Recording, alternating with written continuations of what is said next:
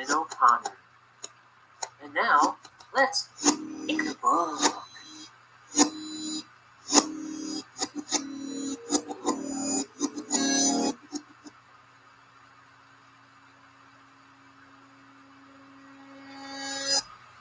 Whoa, well, hello everyone. I'm Ryan, and I'm inking the book again today. You can see my my Viking cardboard helmet that I made back there, sitting on top of the lamp. I hope it doesn't burn my house down. That would be nutty. I've got my tea. And look, something I forgot to show in my pile of stuff that I wanted to show yesterday. So there's this guy that I've met a few times who I'm not sure how it came up. We were talking one time. Oh, because he's in the Knights of Columbus, and he found out I was Catholic. So we were talking about that one day, and he gave me a card for some like Christian radio station, and I was listening to it on my phone. And the next time I saw him, I told him, "Hey, I was listening to that radio station. Thanks for sharing." And then I saw him again a while later, where we were talking about what churches we go to and stuff like that. And I was like, "Oh yeah, I go to this one, and if I can't go to that one for some reason, if I want to go later in the day, I go to this one." And then he was telling me about how him and his wife, they go to this one, they go to this one, they go to this one, and I was like, "Wow!" And so the next time I ran into him, which was this past week, he had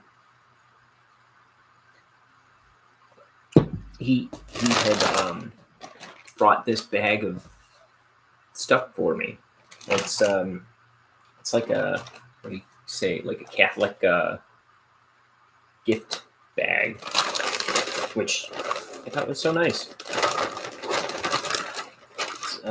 So I was showing this the other day, but there was no sound.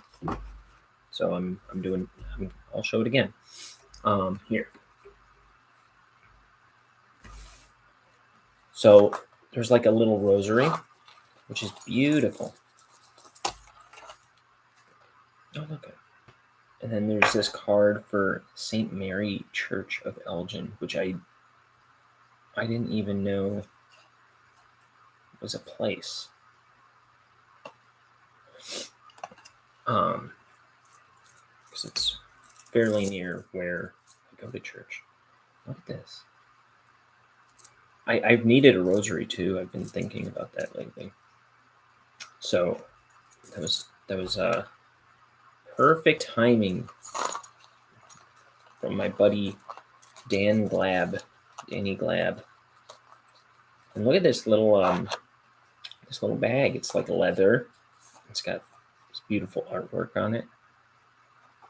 And look, the zipper has this little crucifix pull chain on it. And then this is like a Knights of Columbus card. And then there's a couple of these in there. I saw how to pray the rosary, which I also need. All highlights for the Global Catholic Network.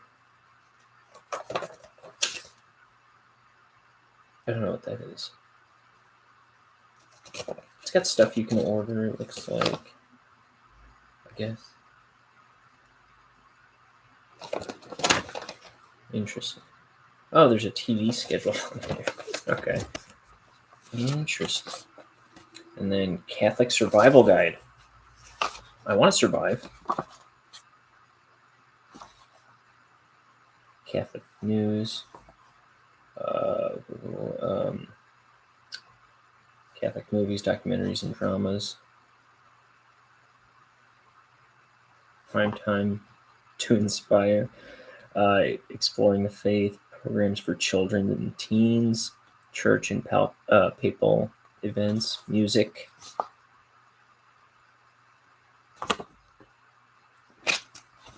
Yeah. He had a prayer book. Look at this. It's got all these prayers in it. 3 very beautiful prayers.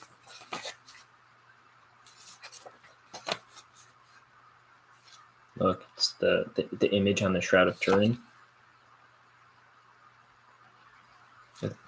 Yeah. A prayer to the Holy Face of Jesus.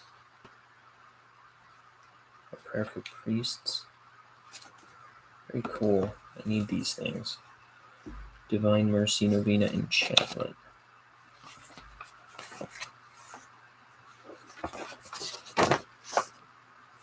Novena. And then look, a New Testament of the New Catholic Bible. St. Joseph edition. So it's got the gospel in here.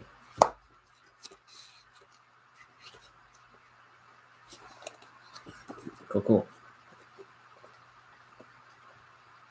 Corinthians, Timothy, yeah, New Testament.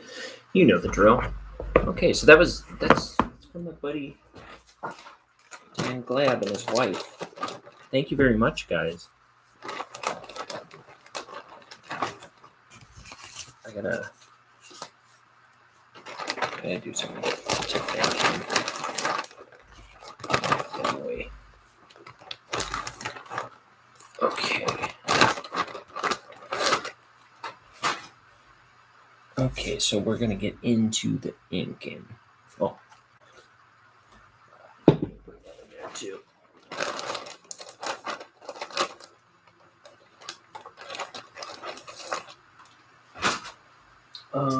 Let's see. We got our Speedball ink.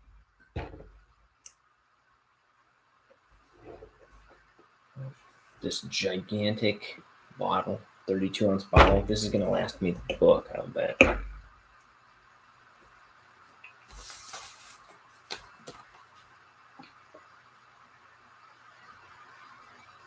So I was just listening to,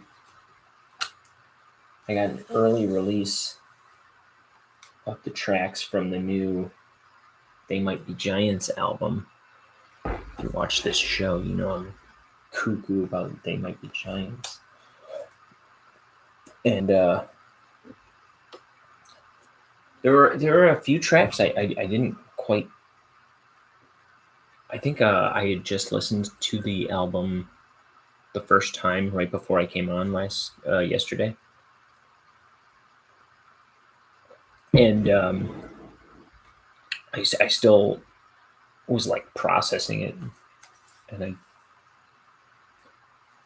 I knew I liked a lot of the preview tracks that they put out. They put out like 5 preview tracks so far, and I think it's actually 6, including one that was premiered on a podcast yesterday, and which is over a third of the album now. But I like a lot of those. I knew that, and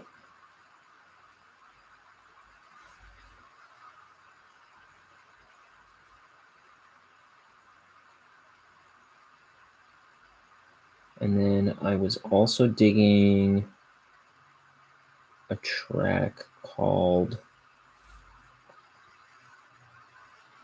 I liked the opening, Synopsis for Latecomers, and Brontosaurus I really liked.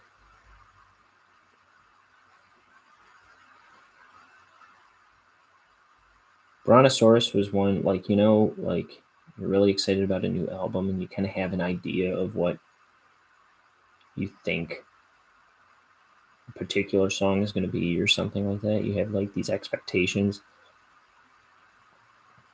And it was like, I had a feeling I was going to like it. I thought it was going to be more about the sounds in the song for some reason, but it's just a fun song. I thought it was gonna be like a,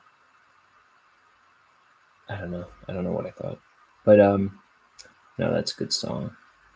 And then there's a song in it called "Drown the Clown" that I really like. And then one that I thought was kind of funny. It's called "Wait, Actually, Yeah, No." That one I really like. The music in that is very beautiful, and the lyrics are kind of silly, but something about the vocals in it is, I thought John Linnell didn't. He almost doesn't sound like himself in a lot of it.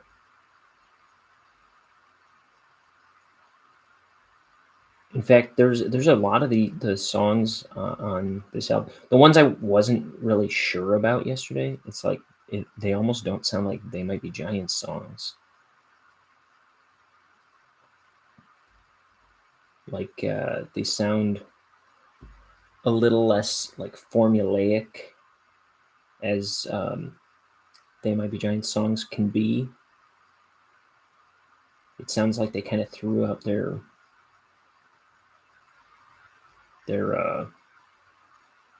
playbook a little bit for some of these songs, and they almost sound like more mainstream music. Maybe not modern mainstream music, but you know what I mean. Like they almost sound like they belong on somebody else's album, but then the lyrics kind of still feel They Might Be Giants-ish, but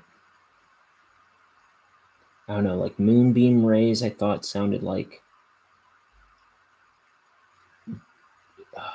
I don't know what, but it sounds almost different for them. Wait, Actually, Yeah, No sound. It's kind of like a soft kind of, I don't want to say jazzy. What do I want to say? I don't know, but it almost sounds different, and they're always genre hopping too. But it's you know, it still feels different for them.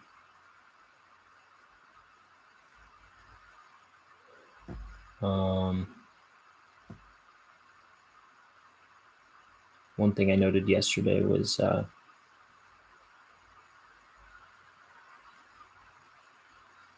there are a lot of cool sounds on this album. I really like it. I was saying it kind of reminds me of their last album, I Like Fun. Now, the last effort they did, they put out 3 albums of music at once. They put out I Like Fun. They put out like an accompaniment, like an accompanying album called My Murdered Remains, and they put out a thing called The Escape Team. And so they put out 3 albums at once. Now, The Escape Team, it's got 13 tracks on it. Or no, it's got 11 tracks on it. It's supposed to have 12, actually. But they didn't get the 12th song written in time or something. But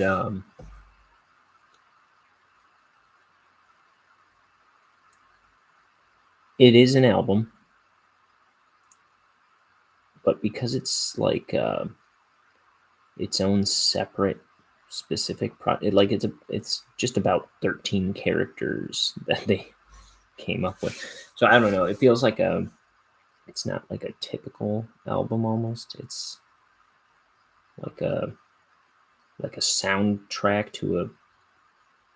It was also a comic book. They had a comic book made, I don't think they did anything but make up the names of the characters, but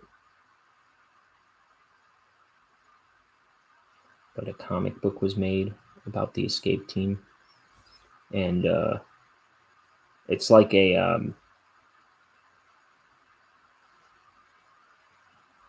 reference to their fan club, which has like an escape key from a keyboard is the logo.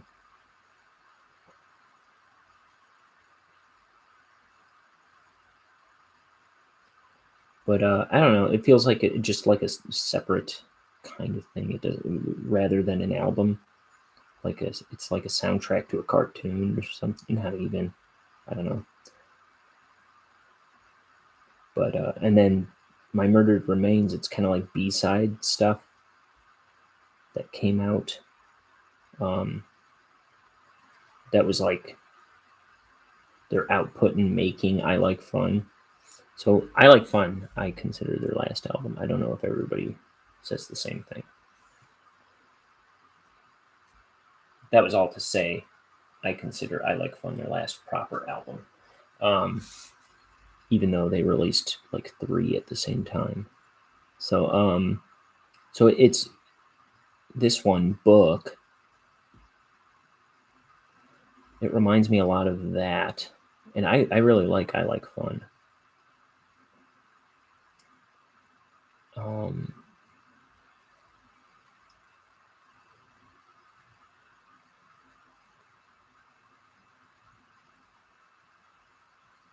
I still say I might like I Like Fun more, but I don't know. This one's really good. And there is a long time where I would always say that They Might Be Giants. They would put out a strong album, and then their next one would be weaker to me, and then the next one would be stronger. The next one would be weaker. Like They Might Be Giants, their first album, strong. I don't know if I would necessarily agree with this, but still, but Lincoln, weaker. Flood, strong. Apollo 18, weaker.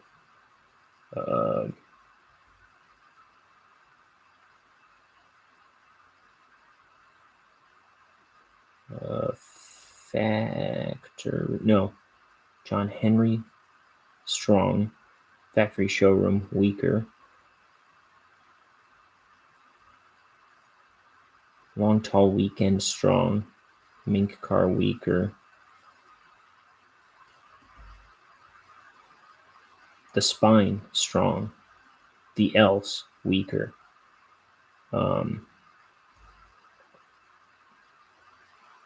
Join Us, strong. Nanobots, weaker.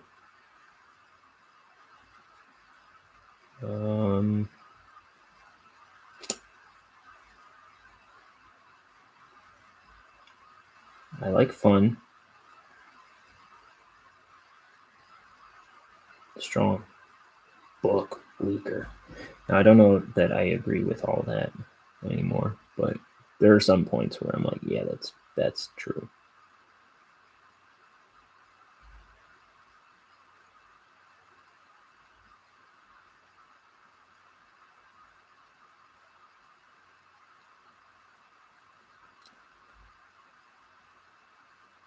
I really like Lincoln, in spite of that theory.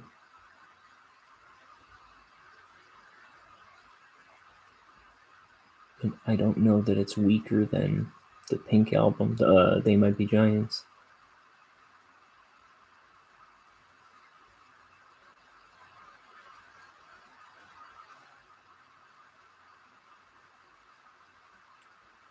They're kind of like on equal ground.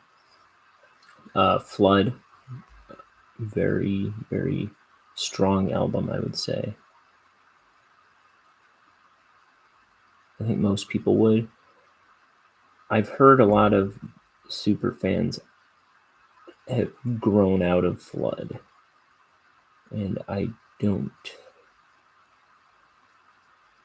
get that, because I think it is a very strong album. It's, Particle Man in Istanbul, it's easy to get over. Birdhouse in Your Soul, that's a bonkers track. Though I've heard some shade on that track.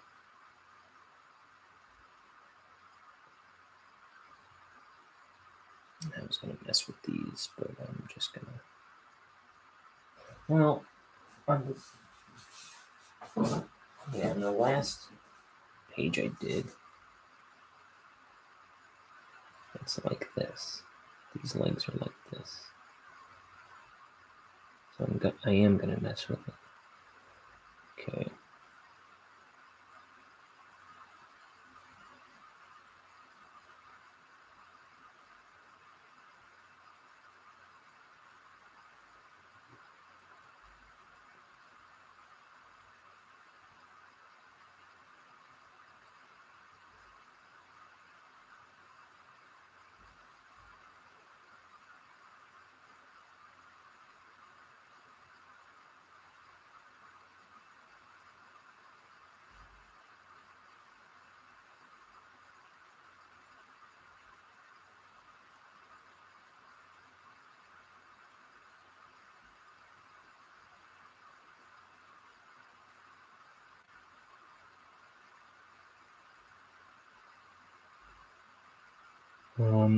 Last night I was watching a show where people were talking about the movie Beetlejuice, and I was like, I gotta watch this. I haven't seen Beetlejuice in forever. Like, I couldn't remember. I was trying to think while I was listening to that YouTube show. I was trying to think. I was like, I don't remember how Gina Davis and what's his dude, Alec Baldwin died in that movie, and so I was like looking online for where I could find it, and I was about to pay for it on Amazon. Then I was like, wait a minute, I bought this, and I had an unopened copy of Beetlejuice. So I started watching it last night, but I fell asleep. Maybe halfway through. I don't think I made it halfway through. I just fell asleep. I was watching it late.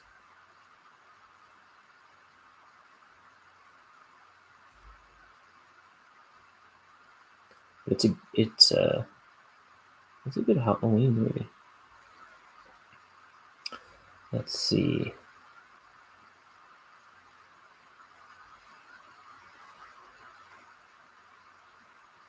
In the conversation I was listening to, they mentioned that I guess Otho, who also plays the mayor in Nightmare Before Christmas, which I didn't realize, Glenn Shaddix.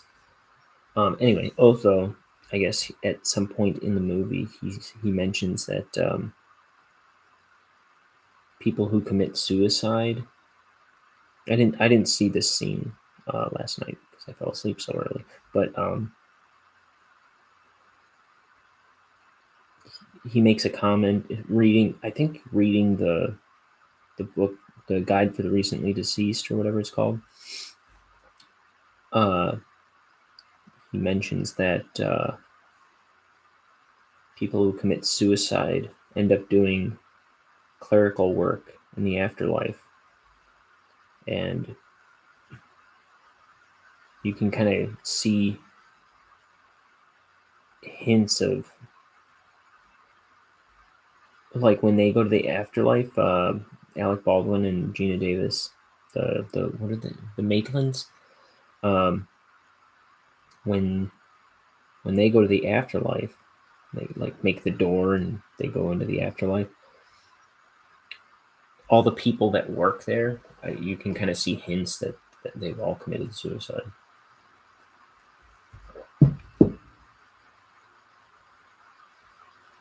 which I never realized before. I never made that connection before.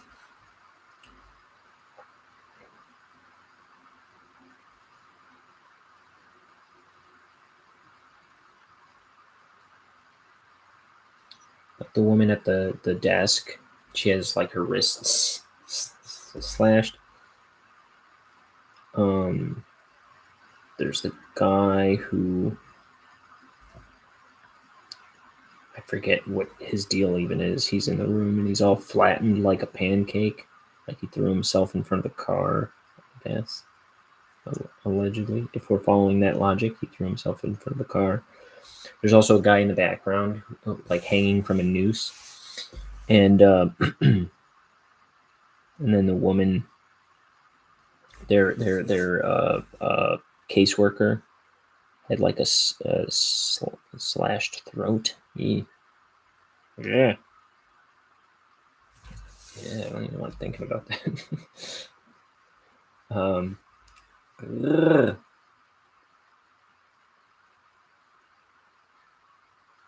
But yeah, I never,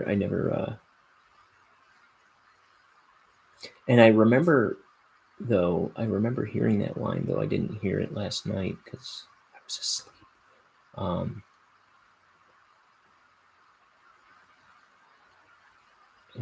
I think I saw that scene where they're in the afterlife, but later in the movie, that guy gets his hands on the book and he makes that comment. So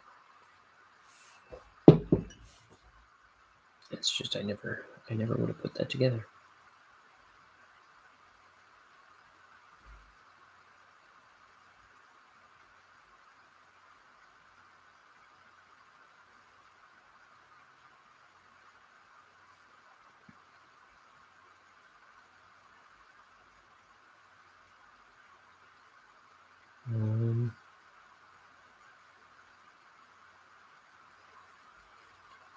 So let's see.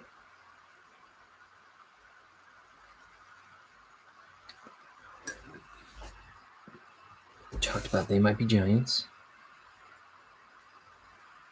We talked about Beetlejuice.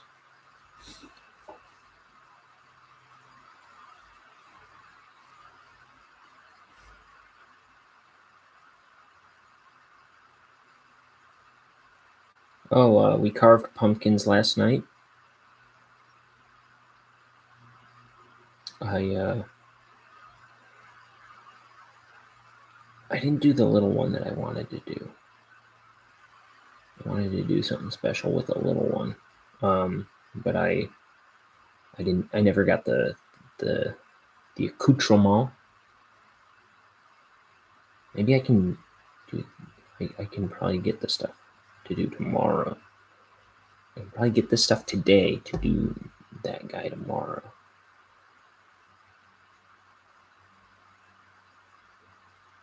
Oh, I know what I was going to talk about.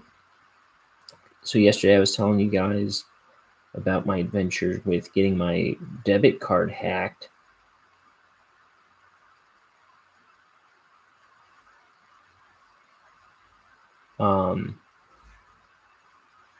They took $300 from my checking account.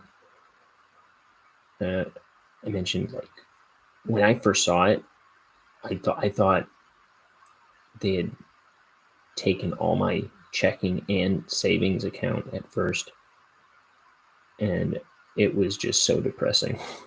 But what I was seeing was the available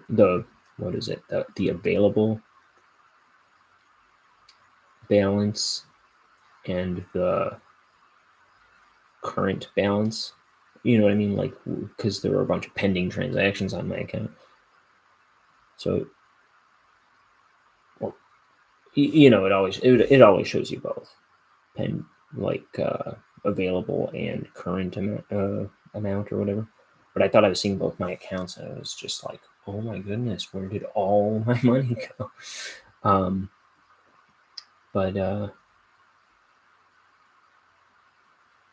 called the guy yesterday, and all those charges were reversed. So we're back in business. And also I got a paycheck today. So actually now, because I transferred some money from my savings to my my checking account, just so it wouldn't accidentally get overdrawn if something was charged. Like after that happened, my Adobe subscription renewed and overdrew my account. So I transferred some money from my savings to my checking, but then and then I got this paycheck and all the money was returned to my account, and now all of a sudden I have more money in my checking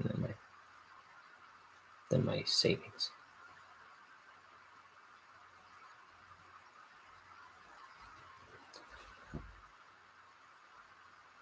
You'd never know anything happened.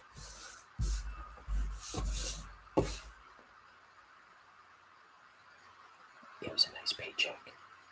Okay, so ink and Bonehead.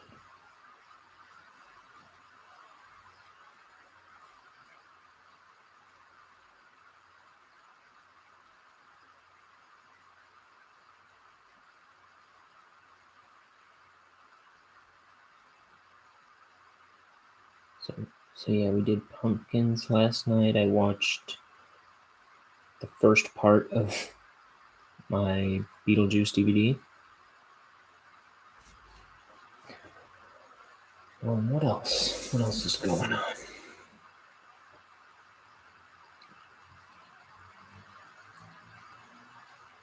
After the show yesterday, I was trying to. So on the show, I was trying to think of what to do for Spark, right? For Inktober. And I was like, I did a robot yesterday, and that's what comes to mind for Spark. Otherwise, I'm thinking maybe a dragon, but then the next one is Crispy, and that also comes to mind. I don't want to do 2 dragons in a row. I don't want to do 2 robots in a row. Maybe I'll just do robot, dragon, robot. And I was just like trying to figure out, and I sat down to draw later that night and came up with like I sat down. I was even asking my roommates for ideas, and they were pitching ideas to me. I was like, okay. And then I sat down and I came up with this, and I couldn't believe I didn't think of it sooner. And this is one of my favorite ones that I've done this year so far. So it's Frankenstein and the Bride of Frankenstein. There's a spark between them. And there's literal sparks because she's being brought to life. And I like how I did her hair. I'm pretty excited about that.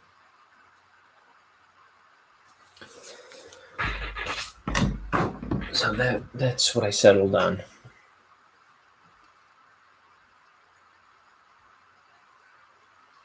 Today's is Crispy, so I'll have to come up with something for that.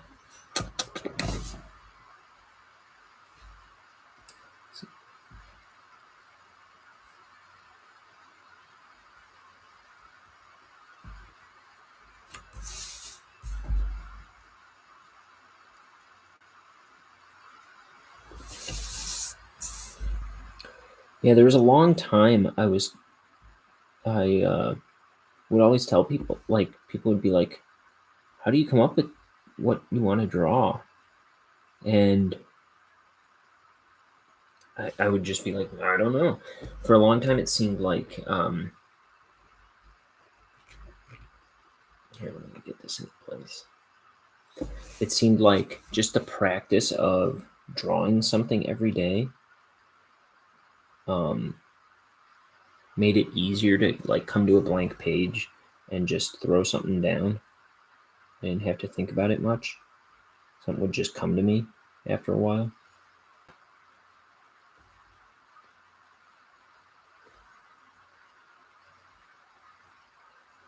And but for the last couple months, I feel like it's been really hard to do that all of a sudden.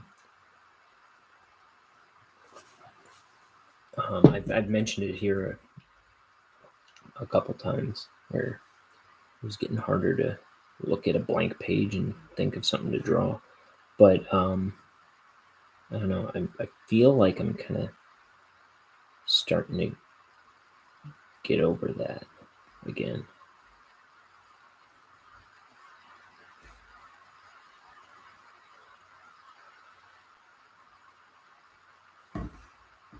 In fact, like I was racking my brain for ideas, and then it wasn't until I just put my pencil down on the page, suddenly I had an idea. You know what I mean? That's a good place to be.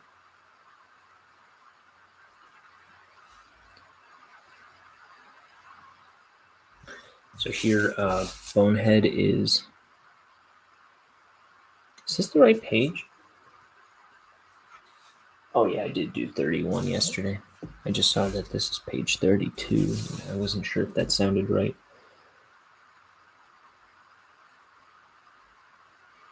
So so here Bonehead is he's on his way to work, but he's making a pit stop at the Rusty Skillet Diner, where he's gonna make plans with his girlfriend Petunia.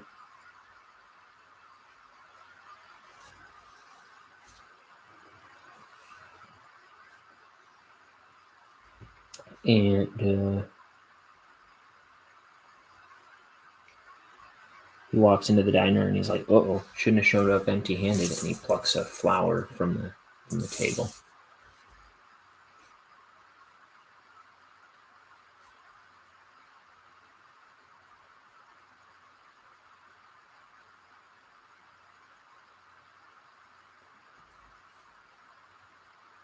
And we'll see he's kind of he's not the best boyfriend in the world. His thing in this book is he's a little selfish.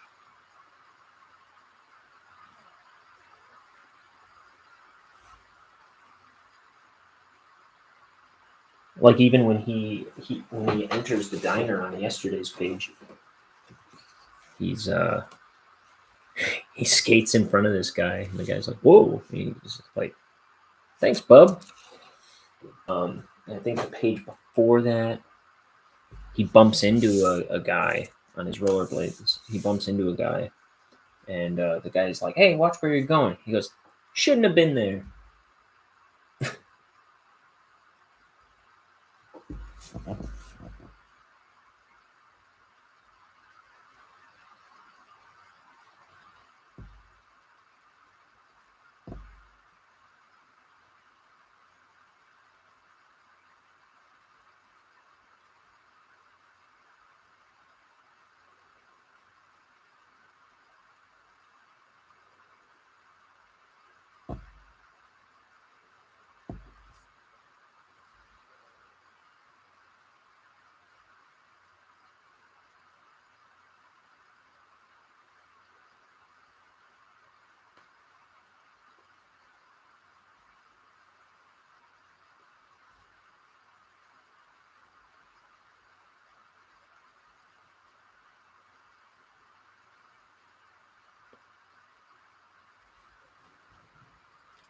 So I still have to, before my little break,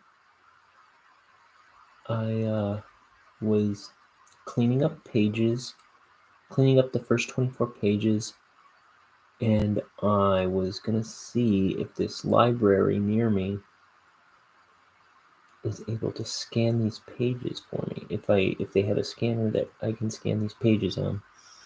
Because these are 11 by 17 art boards, you know? And it is hard to find a scanner I want to throw money at.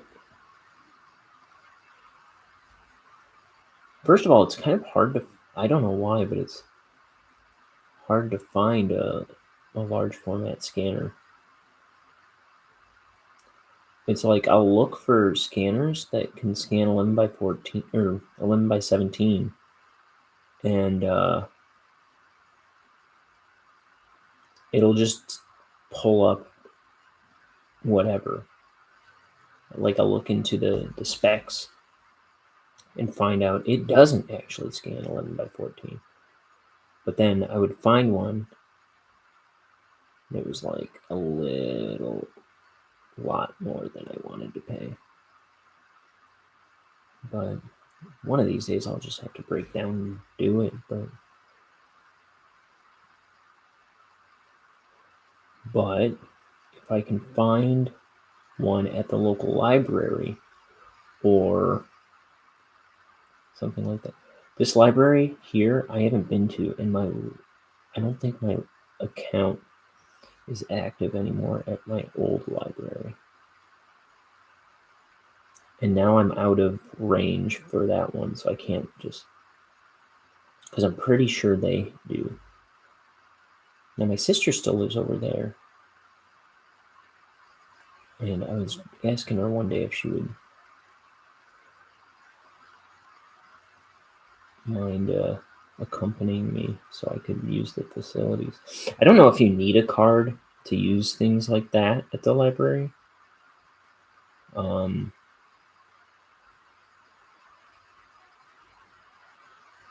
I don't want to go there and embarrass myself finding out.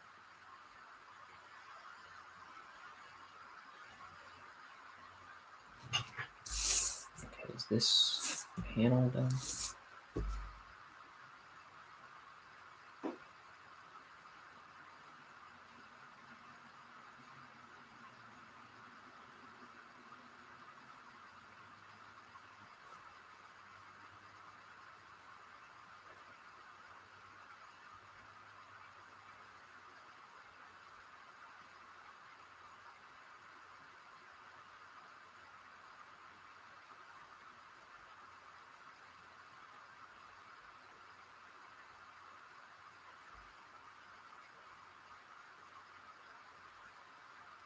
Okay.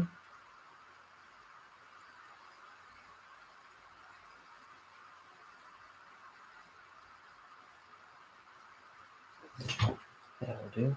Here, let me clean this up a little more.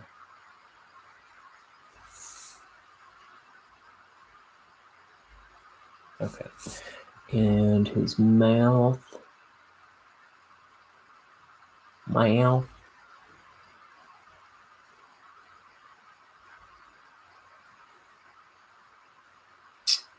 I'm wondering about these windows too.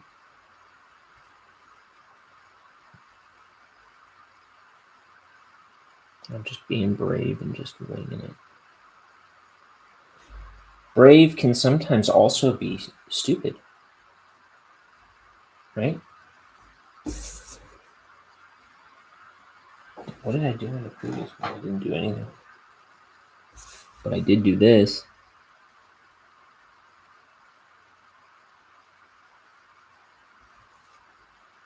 Not there. I think so. Yeah.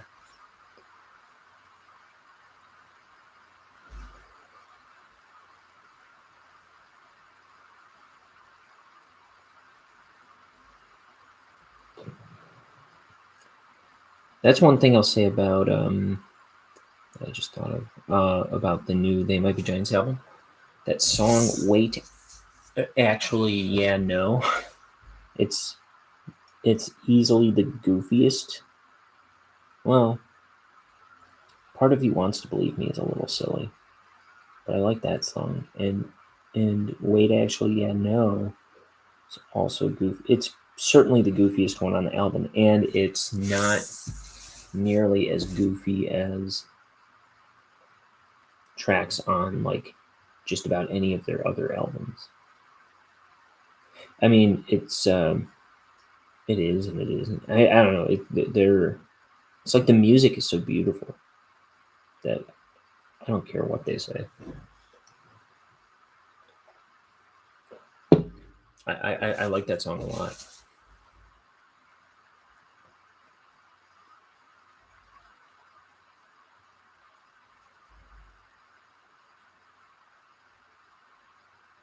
So it's like their most gritty, not gritty. I don't even know how to describe it, but like when it came out, it was like their most. I remember the night I listened to The Else, I was like a little put off by it when I first heard it. I was like, this is too grimy and kind of broody, serious sounding. And that I don't think I still agree with that.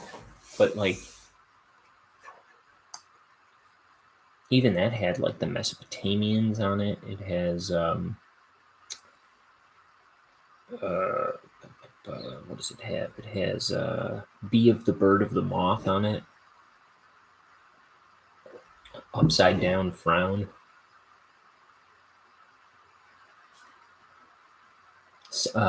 Withered Hope. I don't know that.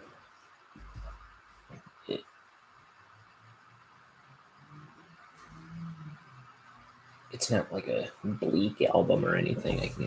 So I don't want to say that, but it just kind of did not rub me the right way when I first listened to it. That one is not one of my favorite albums, but it's got a lot of good stuff on it. I like all the songs on The Else, but it's not one of my favorite albums.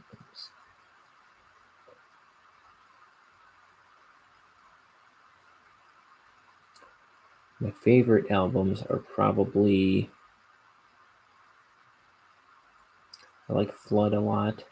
I like their first two. I like Miscellaneous Tea, which is kind of like their first B-sides collection, which is it feels like just a regular album, and it's all, I don't know. It's like their best sound was like their demo-y stuff. I always felt, or at least that's what grabs me the most. But so I like Miscellaneous Tea a lot, and then I like Flood. I like John Henry is a wonderful album. That's their first one with a backing band.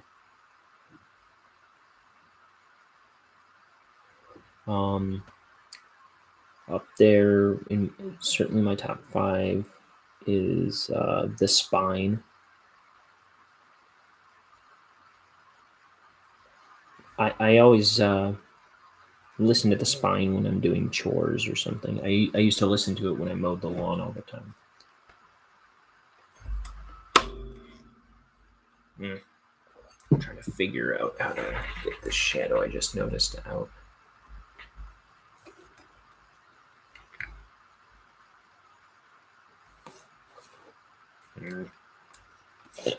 Pardon me. I did it yesterday somehow, but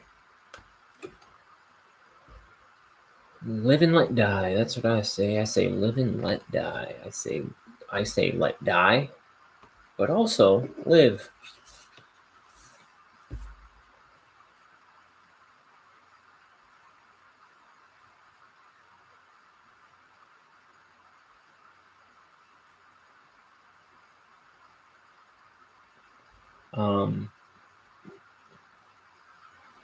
I like The Spine.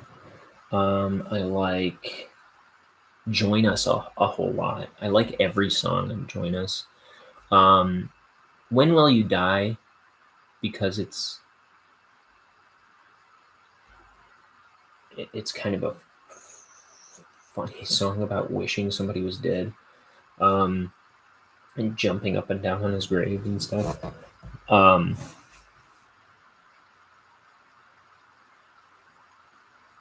it's kind of more passable to me, you know, I guess. But it's a good song. It's fun. But I really liked Join Us, that album. Something I noticed about it when it first came out that I think my conclusion was that it's part of the reason I like it so much is there's a lot less repeated choruses and repeated verses. Like there's a lot more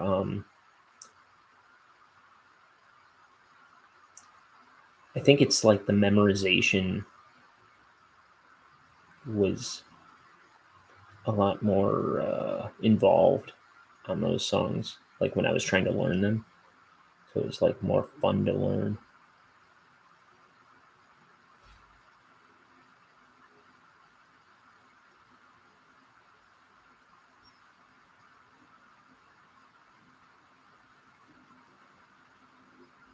Glean was pretty good. It feels really short to me.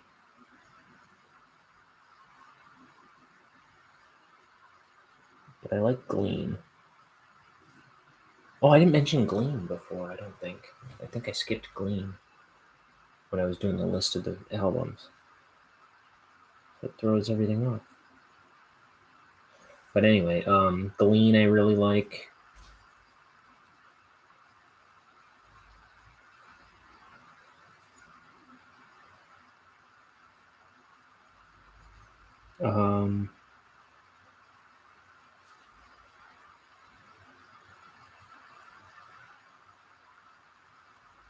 I always liked Long Tall Weekend, which was their online only release that they released with eMusic in 1999. It was one of the first MP3 only albums out.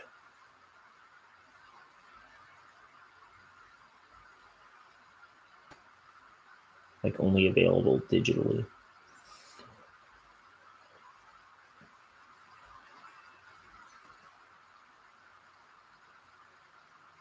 But it also cannibalizes stuff from Factory Showroom it has similar. It has tracks that are also on Factory Showroom and Mink Car, which are the albums around it. So it's more of a collection than a straight up LP in a way.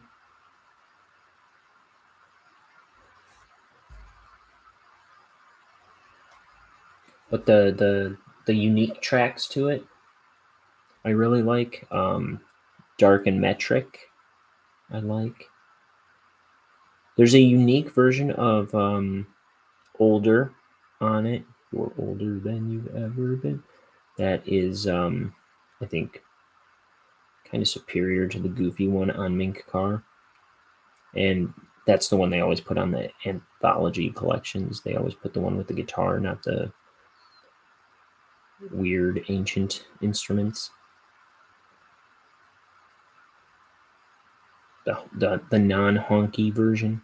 Honk, honk, honk, honk, honk, honk, honk, honk, honk.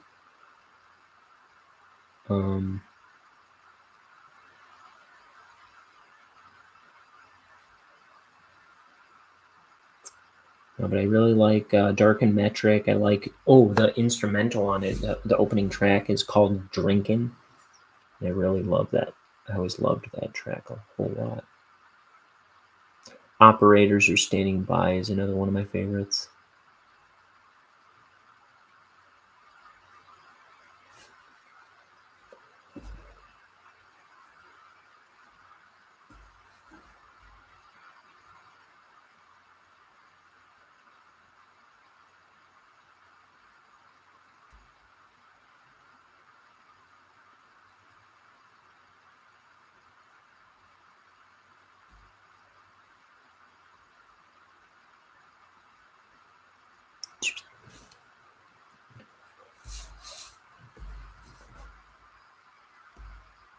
I'm doing this off screen again. I love drawing off screen. Where do I want to be? Where do I want to be? Okay, let's put it where I want to be, where I feel comfortable. And then I'll drag the camera to where I want to be.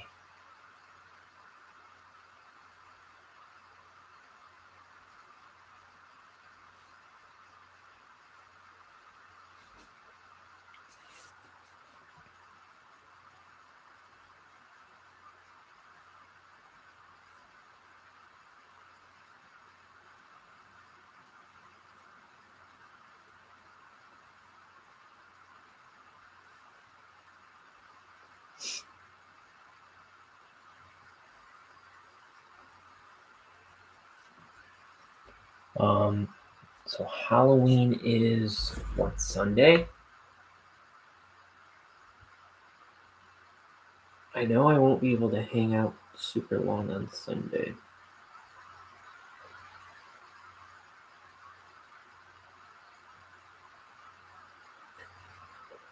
Oh, my nephews are drawing. My mom just sent me a bunch of pictures that my 5-year-old nephews are drawing. What was I looking up? Oh, when Halloween is. Yeah, I believe it's Sunday. Yes.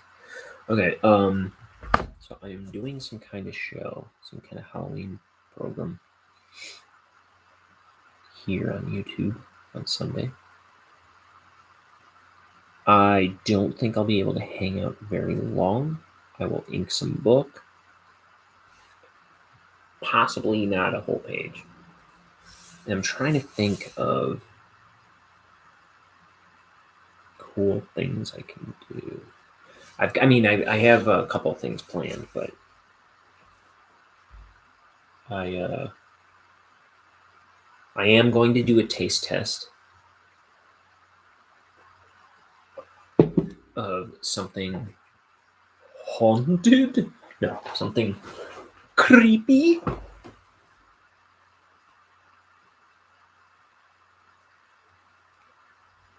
So there's that.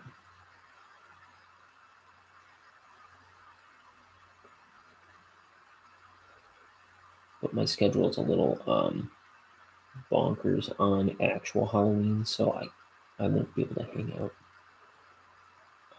very thoroughly here on Halloween.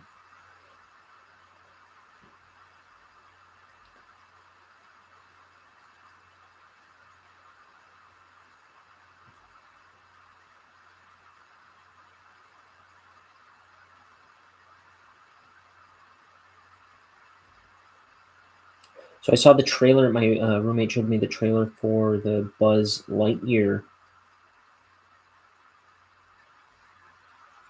Pixar movie coming out.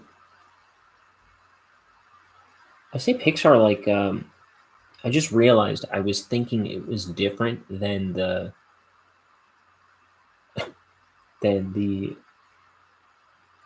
original Toy Story, but it's not. It's CGI, just like Toy Story always was. But it's he's not a toy in this one. But no, when my roommate was first describing it to me, I thought it was going to be like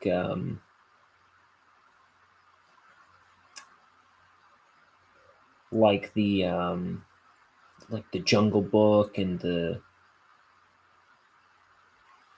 Beauty and the Beast. I thought it was going to be like one of those guys in a way, but with a new story.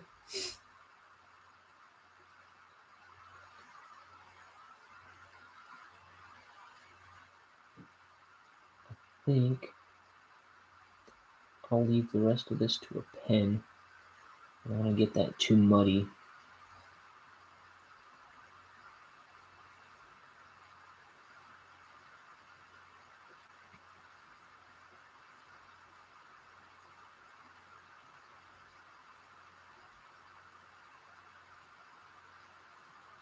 Am I drawing off screen? No.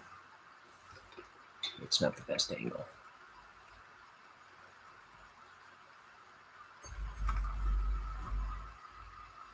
Okay, I'm gonna run into the hallway and just hit a button to heat my tea. I'm gonna get another cup soon. Okay.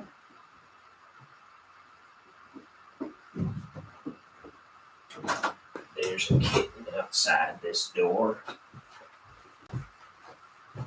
She don't like me very much, nothing. So we're fine. We're fine.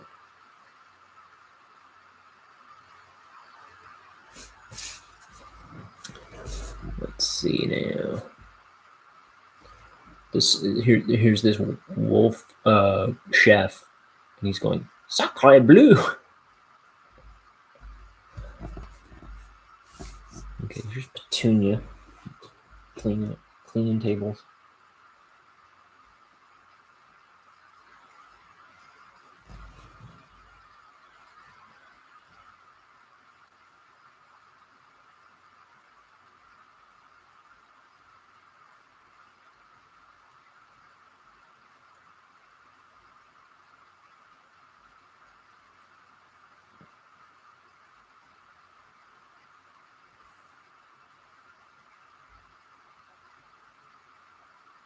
Very careful. You don't want to be too careful though, because then your lines get wobbly, you know. You're being too precious about your lines. You gotta drag them out. You gotta just drag the line out.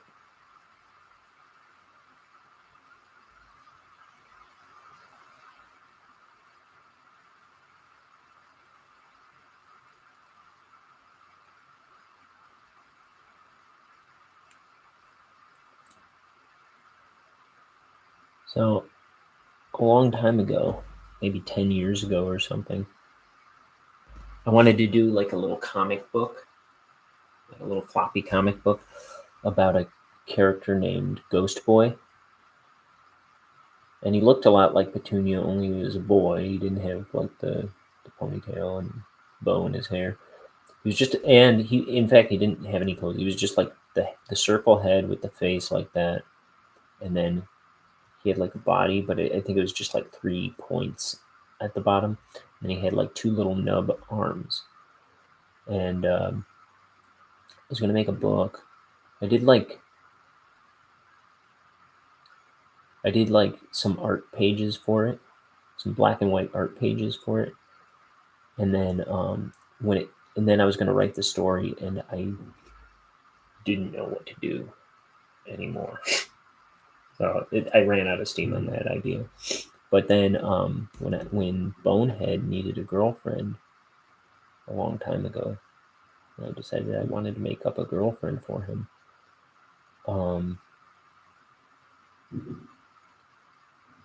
I thought about that character design, and I decided to make her a little ghost girl. And something about the design I liked a lot with the wisp hair. I thought was kind of clever. So I knew I had to keep her around.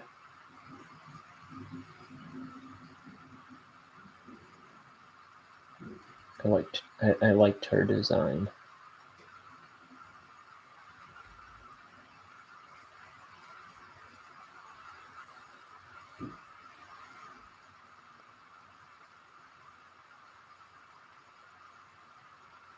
Yeah, if you're thinking about getting into inking with an ink and brush, I really recommend don't start with, the bag of brushes at Hobby Lobby. Don't start with Hobby Lobby India ink. Start with a good brush. This is a Winsor & Newton Series 7 Sable Kolinsky #2 brush. I personally go back and forth between #2 and #3. I like about that size. And right now I'm using Speedball ink, but before I was using these, I was using Hobby Lobby brand brushes. The cheap little bag, out of the cheap little bag of brushes. I would always go for the smallest one in the bag, and I would just draw with that. And I was using Hobby Lobby brand India ink. And once I switched brushes, it was like a night and day difference. Because I was saving this for the book, and I started inking the book with the Winsor & Newton. And it made such a dramatic difference. It was so much nicer.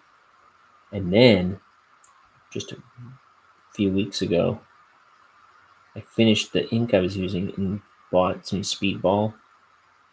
And again, night and day difference. So much easier to work with. So if you're gonna start inking, I recommend using like name brand products. Use real art tools. It will save you so much like hand stress and trouble. It like do not underestimate the power of good art tools. It is worth dropping the extra money on.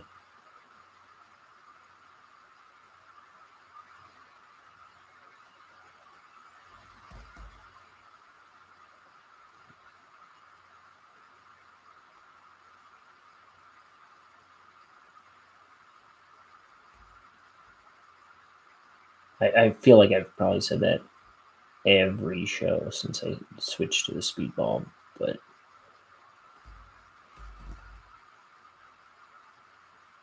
it needs to be said. I've been drawing cartoons my whole life, but I am new to using actual art tools. I would always draw with mechanical pencils in notebooks. If I wanted to ink something, the ink I would always use, you're gonna laugh, this Precise V5 pen. That's what I wanted to, that's what I would ink comics that I made back in the day. And I would do it on like copy paper if I was making a comic. But like this is scratchy. This is, I don't know why that's what I would do. This one isn't even writing. I have a couple in here.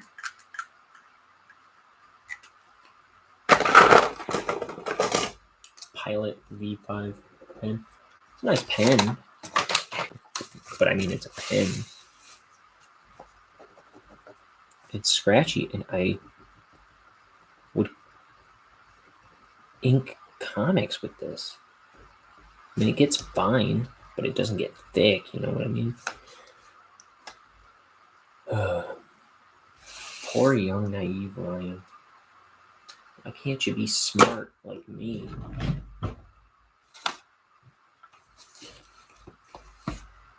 Yeah. But that's my advice. Get real art tools. Invest in real art tools. And you will move mountains.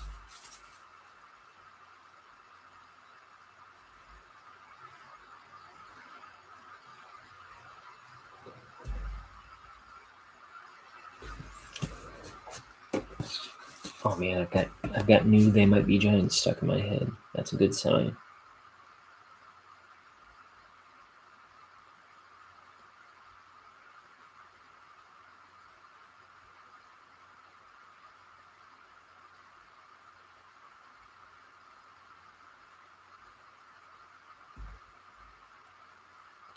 So yeah, if you like their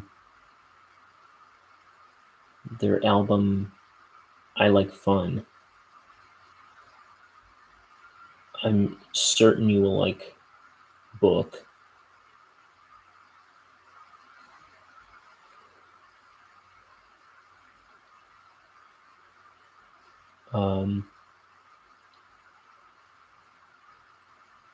And my takeaway is still, it feels like they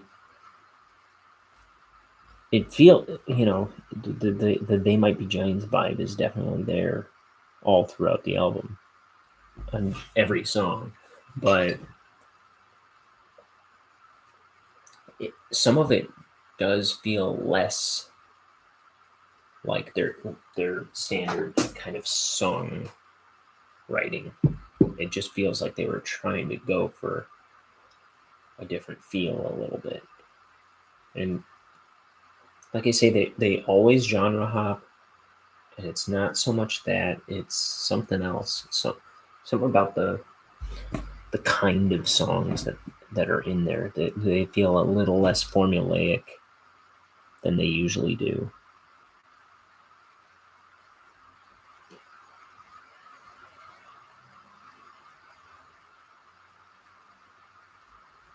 At least for the past decade.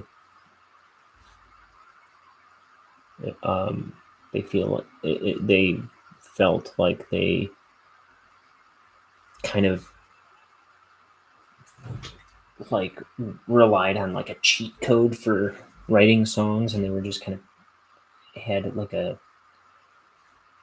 songwriting formula or something. I feel like they shook it up a little bit somehow. I can't quite quantify it yet, but it feels like several spots on the album. It feels like they were tapping into other artists a little bit more than they normally would feel like. But it's good. It's good.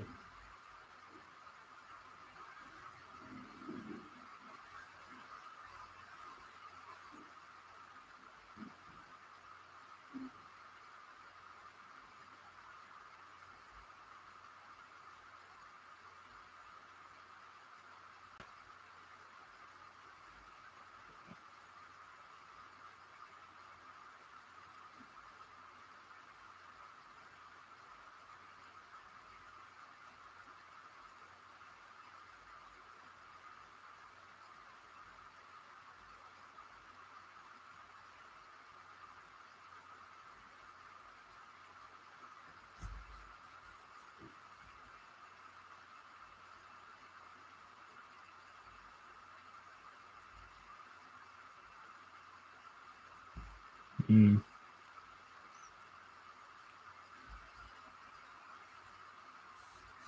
He picks it up in this hand. He's holding it in this hand, and then he's holding it in the other hand. But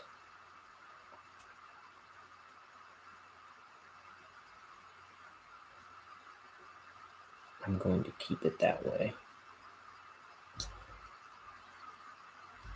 I think.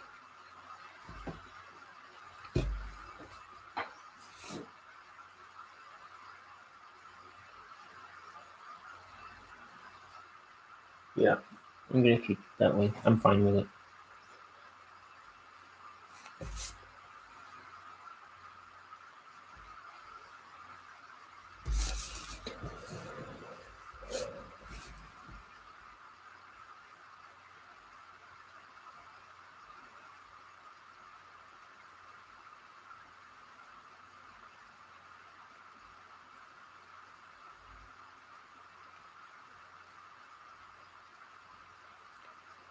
So, speaking of Beetlejuice, when I was a kid, when I was like a teenager, I had such a crush on Winona Ryder.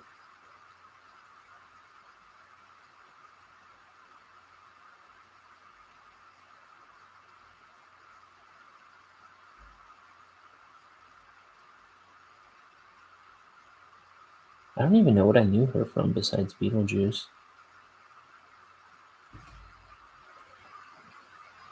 My sisters were trying to show me the movie Heather once. The Heathers. And she came on screen, and I was just like, I can't watch this movie. I'll be distracted. So I left the room. It's like I won't be able to concentrate. She's just so beautiful. So I've never seen the Heathers. Where do I even know her from besides that? And Stranger Things now, but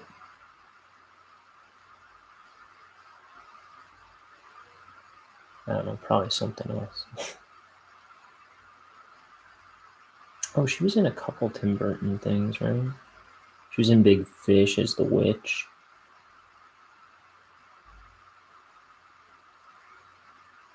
I don't know what else though.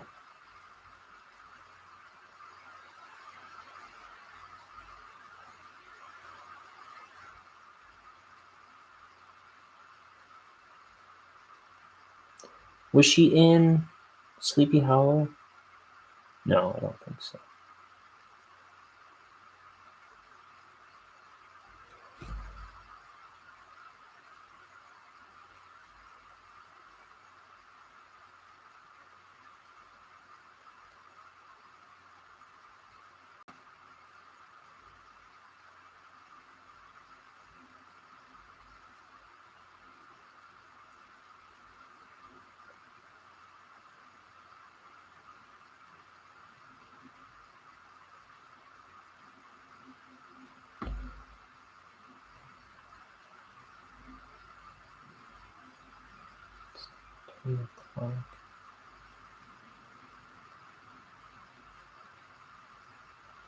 There's this couple in the foreground, which probably shouldn't be there.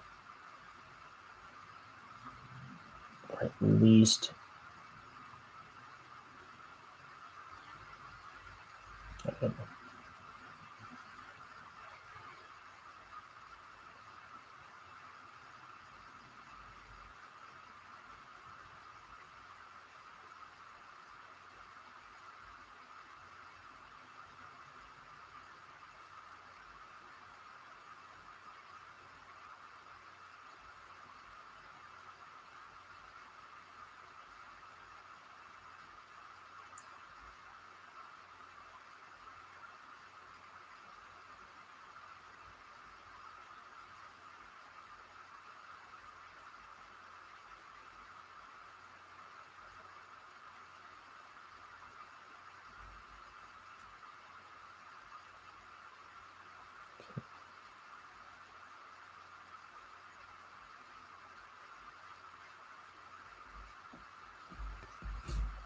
Well, just shows that he's. I think my only problem with this is this woman.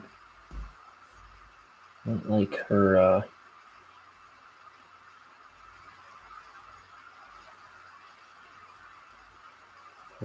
What she's doing. She's like looking under the table or something.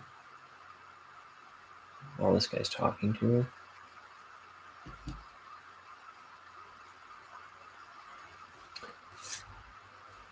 I might change her.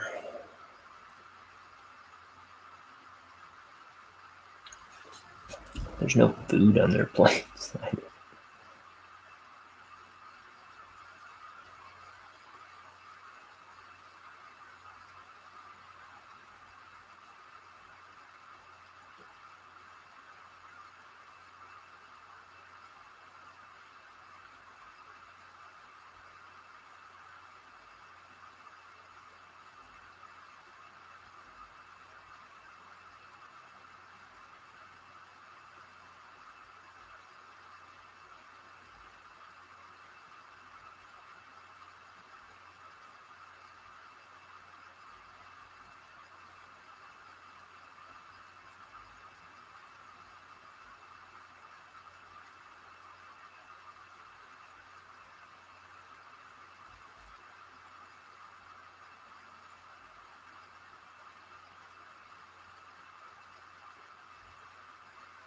So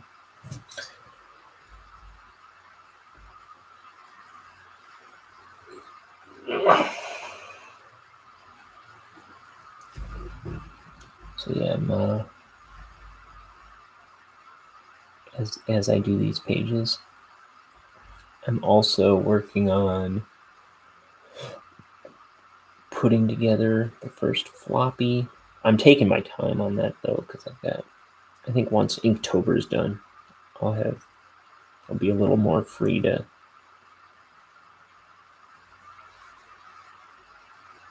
focus on it. I mean, I'll still be doing daily drawings, but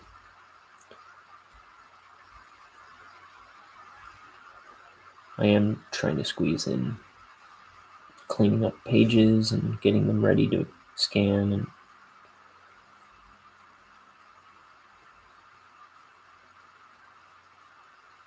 I can't do everything every day, though, I'm finding. Some days I can do everything.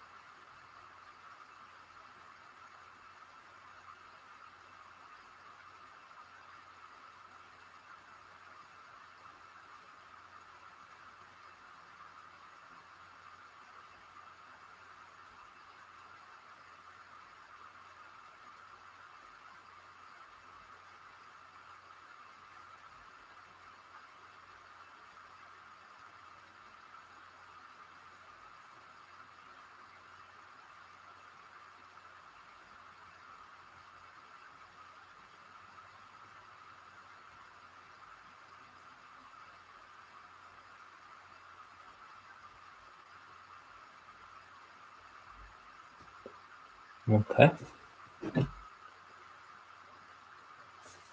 Oh yeah, my tea. I'm gonna go pour that real quick. That's what I need. Is spinach.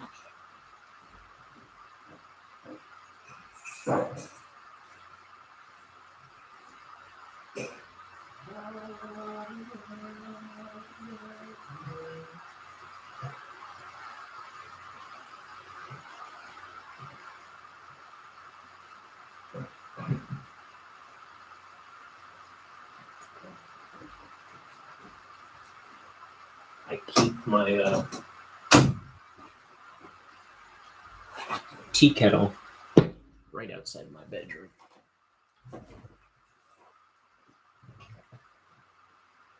It's on a desk in the loft right outside my room. Because I can't be going up and downstairs every so often.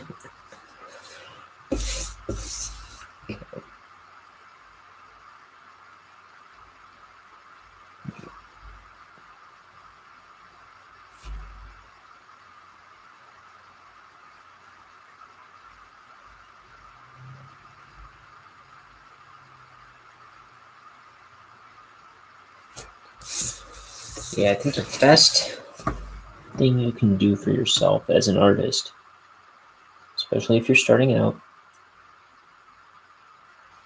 get yourself. Somebody's walking up to my house, but somebody just walked across my driveway. Okay, anyway, one of the best things you can do for yourself as an artist, I believe, is get yourself into the practice of drawing every day. And I would encourage you to make it not doodles. I was always a doodler, but I wasn't getting anywhere with my art. I realized, like, I wasn't getting any better. I wasn't drawing anything substantial. Well, I liked a lot of the drawings that I did, but like I liked the drawings I would do, but they were, they were all in pencil all the time in notebooks, and I was like, you should really be doing stuff with your drawings. So I vowed to start doing like finished drawings every day and posting them to the public on Instagram. And yeah, and doing that,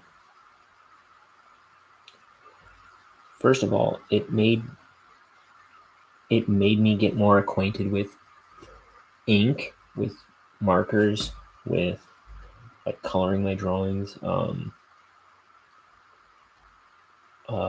I've gotten more comfortable with watercolor. Not that I do a lot of it, but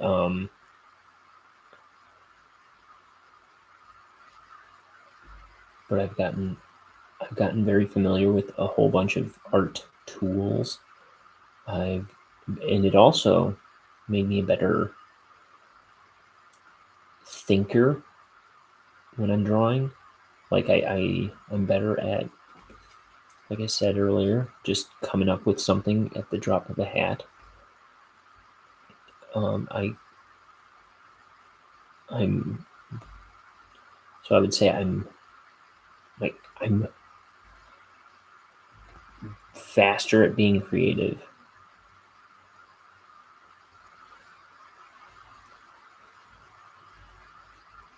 I'm more productive with my art.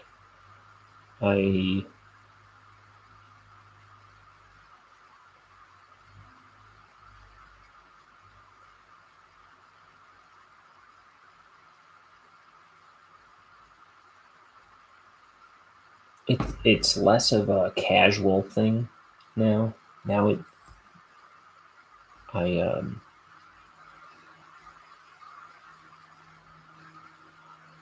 more like focused when I draw, and I'm more I'm like I can when I draw, it's more like getting down to business, like where I would just doodle dreamy little funny things or something. Like I still do that, but it's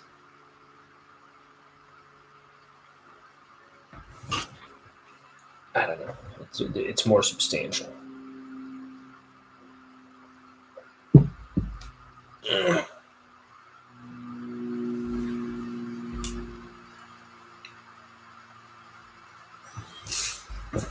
Okay, let's get this wolf guy in here. Well, let's finish what we started.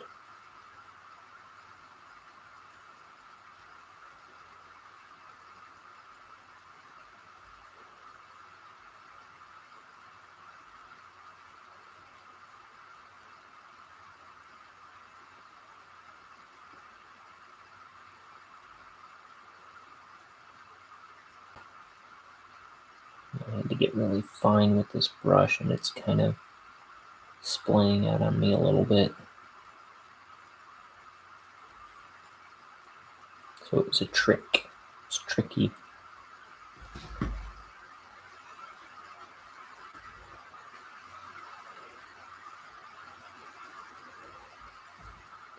Okay.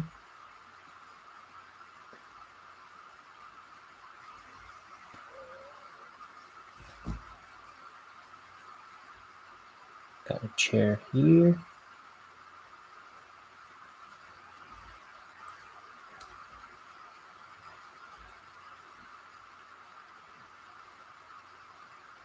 Oof.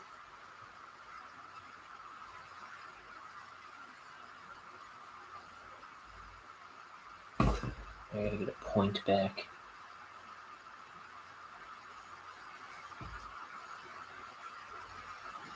Okay.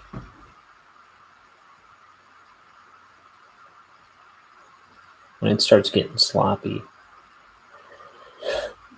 you gotta tame that brush.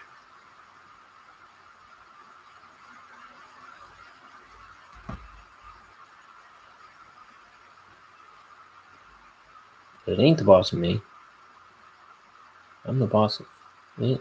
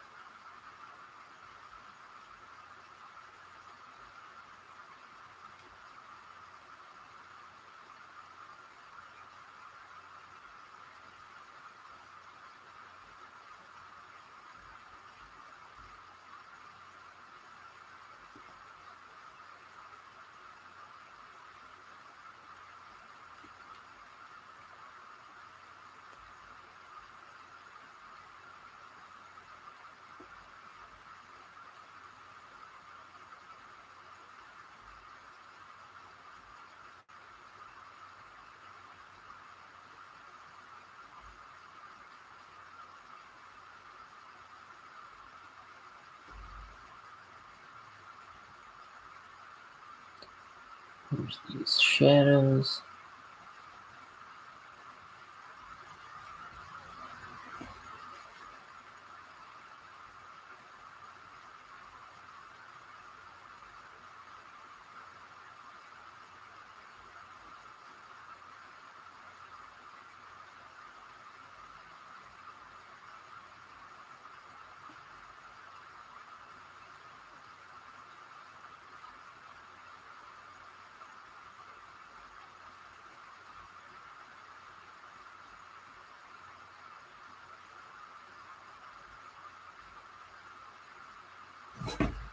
Ooh. It's getting to that point where I'm getting hypnotized. You know what the fun part about this page is all the tables and chairs. Oh, am I even on the table? Oh yeah, I keep thinking I'm off screen because I love to do that so much.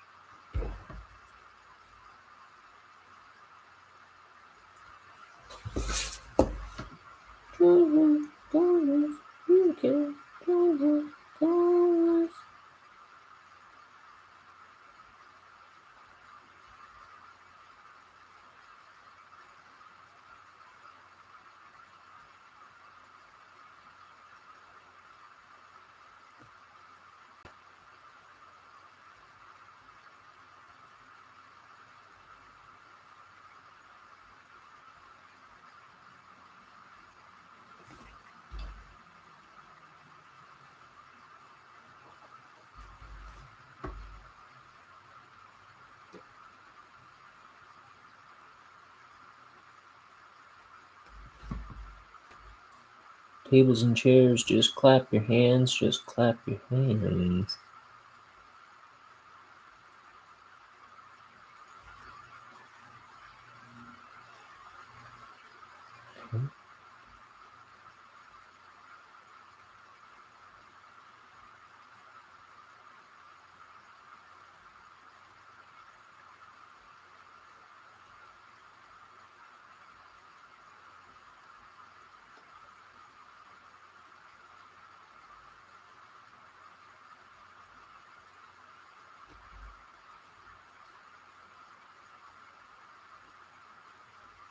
I was listening to a podcast recently where they were talking about Casper the Friendly Ghost, that movie that came out, I don't know, what, like 98 or something? That sounds right. Casper movie. 95, holy smokes. Yeah, that guy. They were talking about that. Somebody was talking about that, and I had forgotten that there's a Ghostbusters cameo in there where Dan Aykroyd comes out of the haunted house, the house that they haunt at the beginning. And he goes, "Call someone else," and runs away.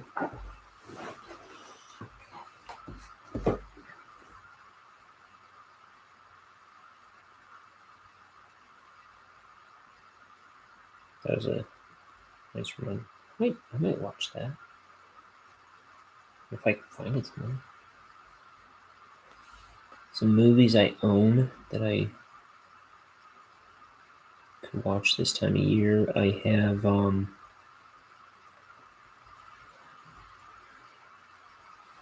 Beetlejuice. I'm working on Beetlejuice. I have Paranorman, which I like, but not as much as. Oh, that's what I was saying last night to my roommates who have never seen Nightmare Before Christmas. I won't watch Nightmare Before Christmas because that's more of a Christmas movie, isn't it? I don't know. I guess it's fair game. I really like Nightmare Before Christmas. I saw that in theaters, and then I rediscovered it when I was a teenager. I was telling this story last night. So when it came out and I saw it in theaters, my dad knew I was going to like that movie because I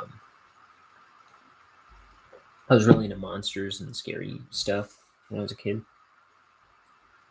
And I was maybe 6 when that came out. Probably younger though, but I was certainly 6 or younger. And I came home and I didn't know any of the songs, but I was singing and dancing. I was so excited about it. And because it's kind of it's a visual feast. It's wonderful. But when I was in middle school, it like I'd gone some number of years without having seen it or even thinking about it, And when I was a sophomore in high school, and my art teacher said, "So on Halloween, I'll bring in Nightmare Before Christmas, and we'll watch Nightmare Before Christmas." And I started geeking out. I was like, "Oh, I haven't seen that movie in so long. I love Nightmare Before Christmas." And I was going on and on and on and on about it. And she's probably just like nodding. She's like, "Yeah, I get it. You're in high school." And then, so I'm going on and on and on about how much I love Nightmare Before Christmas. And then I walked, like after that class, I'm in the hallways and I'm noticing like, oh, that girl's wearing a Nightmare Before Christmas hoodie. Oh, that guy's wearing a Nightmare Before Christmas shirt. That guy's got Nightmare Before Christmas on his backpack. I was like, oh, it's a thing, isn't it? And I felt so embarrassed that I just carried on like that. Like I said, she was probably thinking, like, yeah, I get it. You're in high school.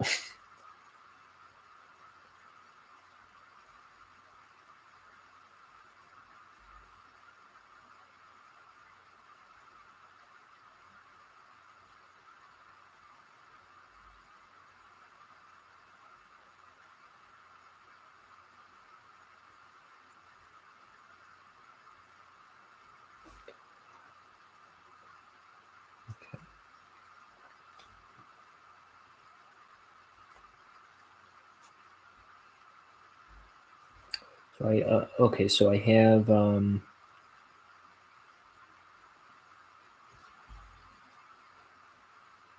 Beetlejuice. We've established that. I have Paranorman. What's the other one I bought at the same time as those ones? I bought a few years ago. I bought 3 Halloween movies, and I don't know if I've even like this one. I hadn't even opened yet. Beetlejuice. This was a number of years ago, but I'm wondering if I opened any of them. Oh, Monster House, which yes, I know I've opened that one. Which I really like, and well, all 3 of those are pretty good. But Monster House is probably one of my favorite Halloween movies. written by Dan Harmon and Rob Schraub.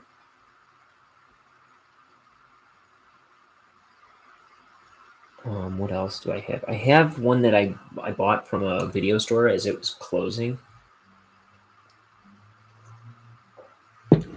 Back when video stores were closing.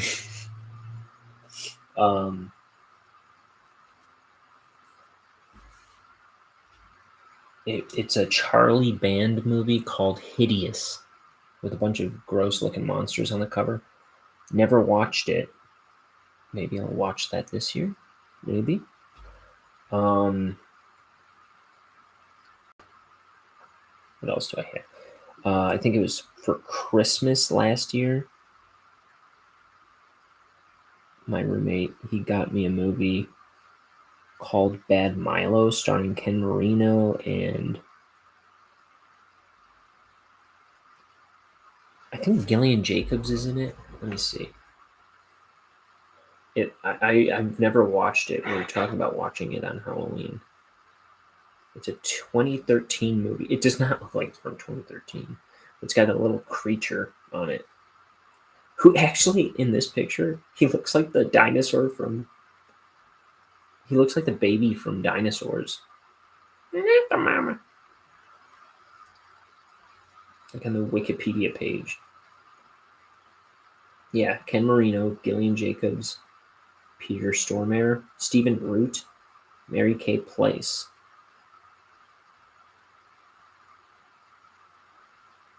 And Patrick Warburton. It is about, let's see, a man named Duncan lives with his wife. I'm not going to read this whole thing. It's like a whole play-by-play of the movie. Here, let me see. Bad Milo.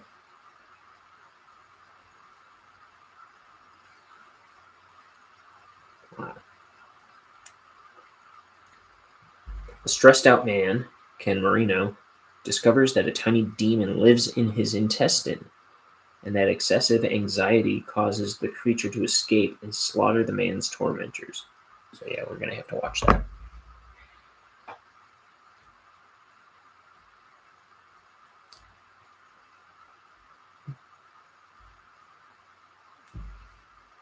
I still haven't touched my my Halloween playlist that I work on every year. This can't be the year I let it drop.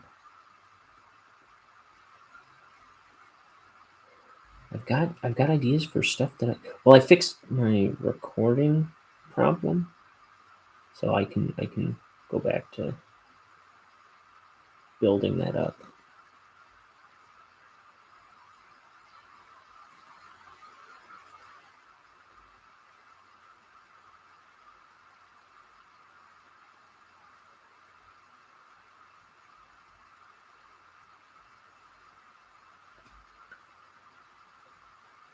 Okay, so I'm gonna go in here with my.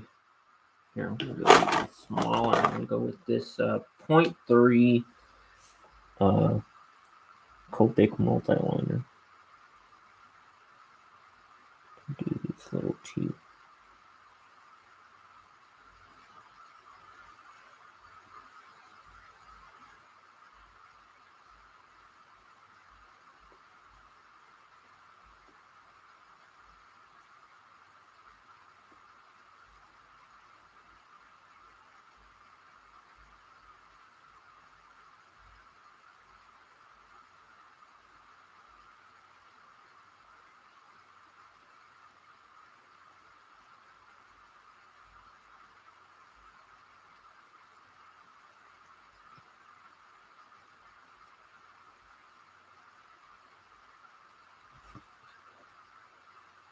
There we go.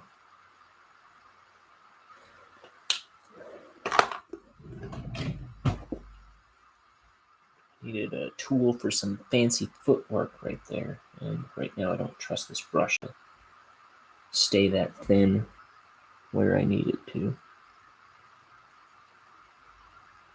And of course now it feels much more reliable. I might have been able to pull that off.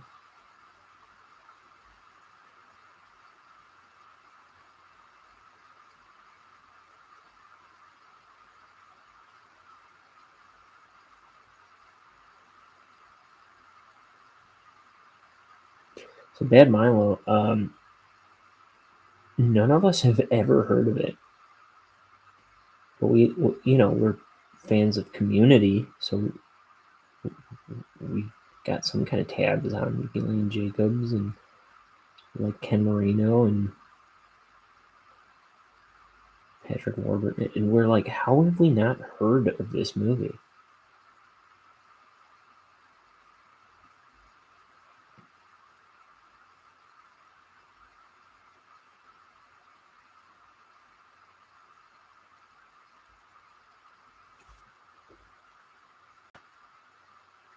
But yeah, what my roommate, this is the kind of thing that he'll do. He so like I said, I got it for Christmas. It was in my Christmas stocking. He'll like go to like the bargain bin at Walmart or something and just root around and just see what interesting weird ass stuff he can find. And then he'll throw a bunch of that in your stocking.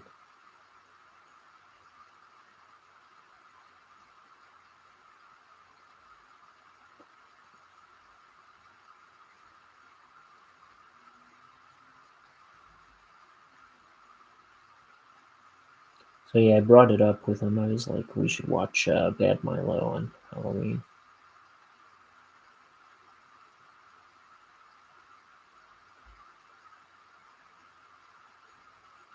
I'm sorry. I've got They Might Be Giants on the mind. Well, yesterday I listened to it right before I came on, and then today I also listened to it right before I came on. I've listened to the album maybe yesterday. I'd only listened to it once. At this point, I've listened to it at least 3 times, maybe 4, but I think just 3 straight through.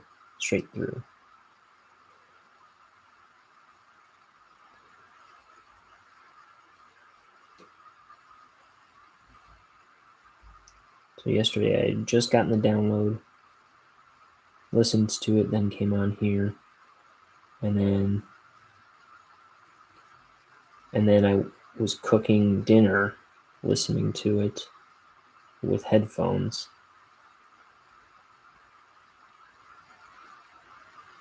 Then I just played it again today when I was prepping the art for this and probably doing something. Oh, I threw in a load of laundry. It's like, it didn't take me 45 minutes to make that artwork, did it? Not make it, but put it together with the title.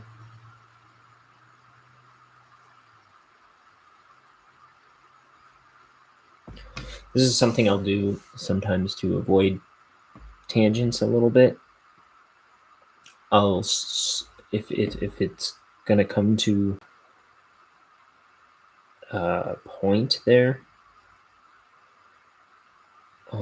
I stopped it just short. It works if it's that works for like background elements interfering with foreground elements. But I probably won't do it there or there. But I did it there because I don't want this line touching the corner of that tooth, because it creates a tangent, what's called a tangent, which I try to avoid, but they find their way, like right there.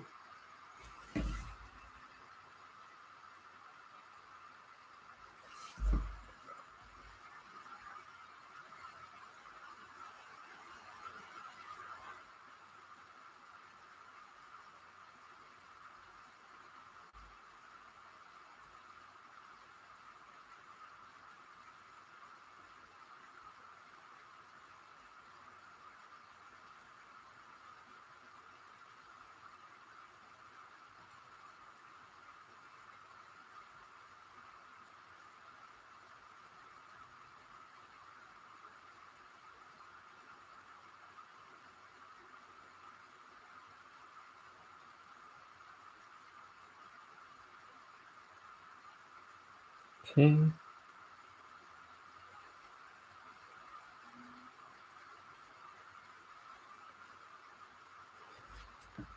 Yeah, when you listen to the new Play Like a Giants album, if you do, they'll find that there's a song that just has doodly doodly doodly doo as part of the lyrics.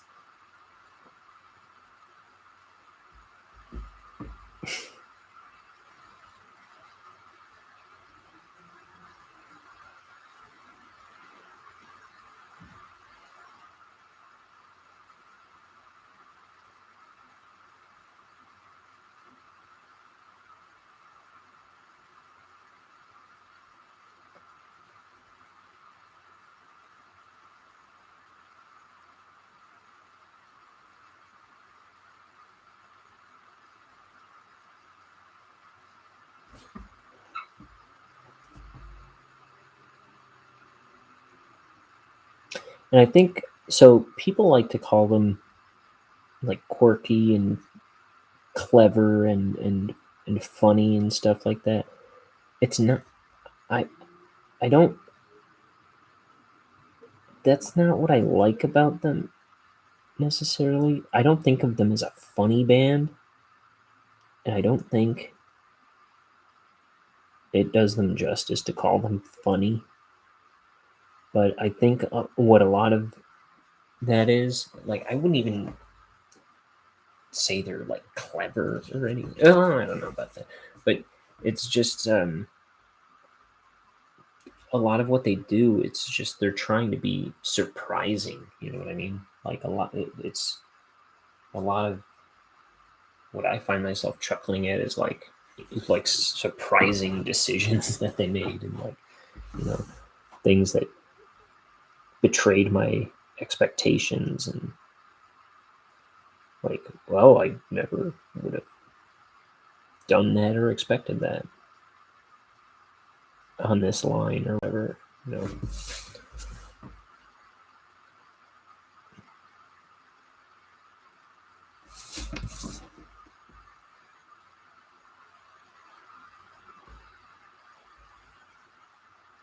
I think I might have talked about that a little bit yesterday. I said something to a similar effect.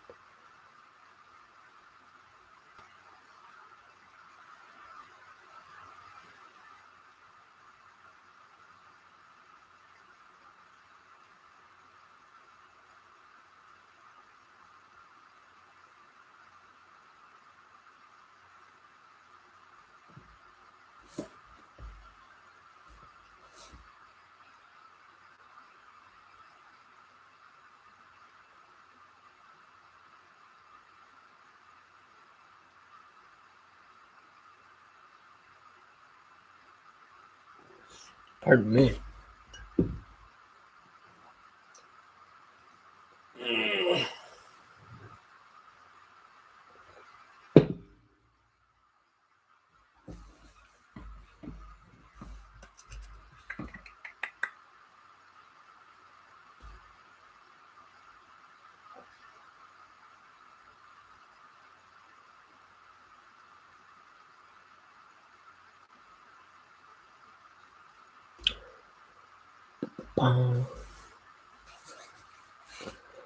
Let's move this a mite this way.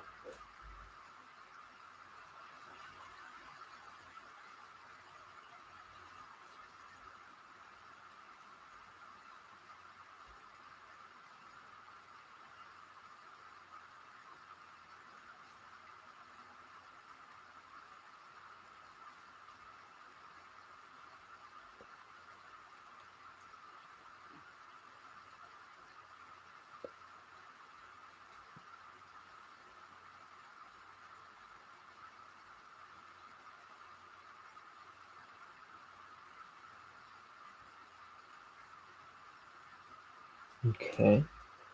Um.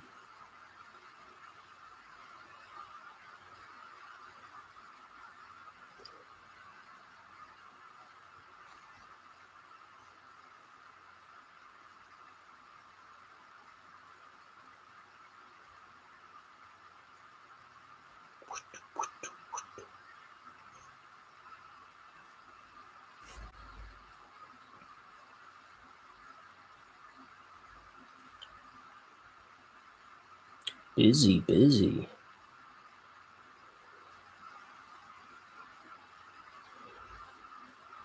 I don't want to draw tables and chairs anymore.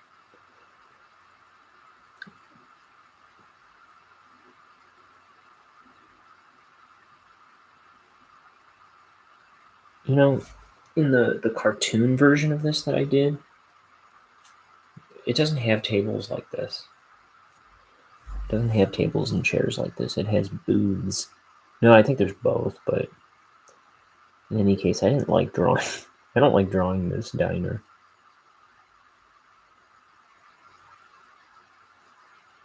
I had more fun in doing the booth part, I suppose. Yeah, in the cartoon, there's like what looks like a bar. I think I'm just gonna, for time's sake, I'm just gonna draw her as I drew her.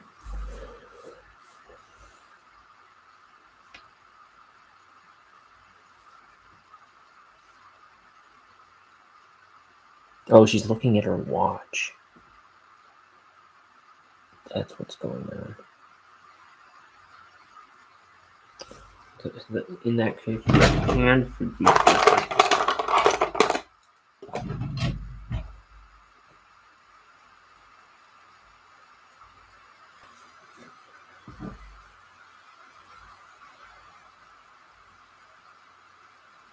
Like she's waiting for the date to be over. Or, like, not too interested in the date. Okay. I thought she was. It looked like she was going like, Why is this table so rickety? Like that's kind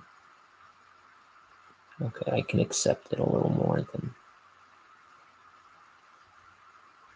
I was willing to a minute ago.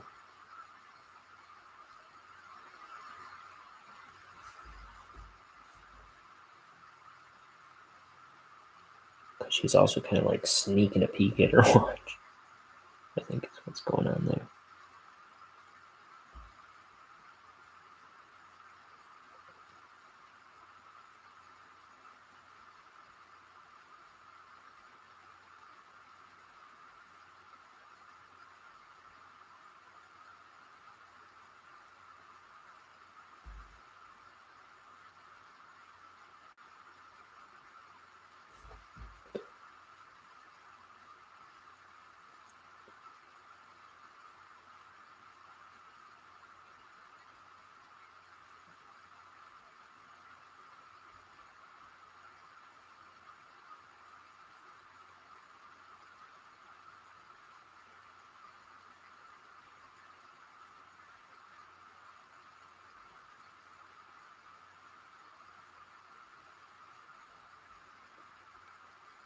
Right, there we are.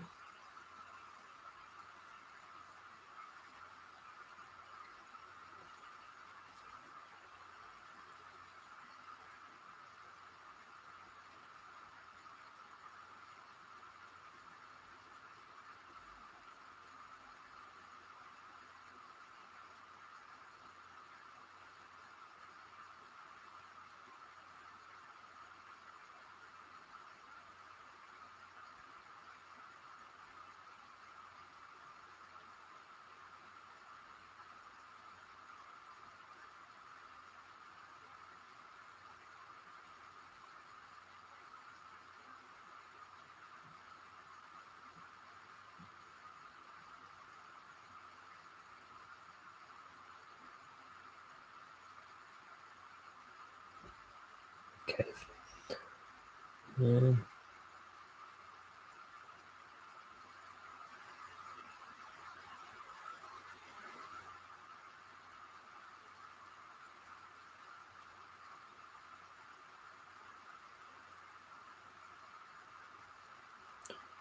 there's that. She's got this little collar on her blouse.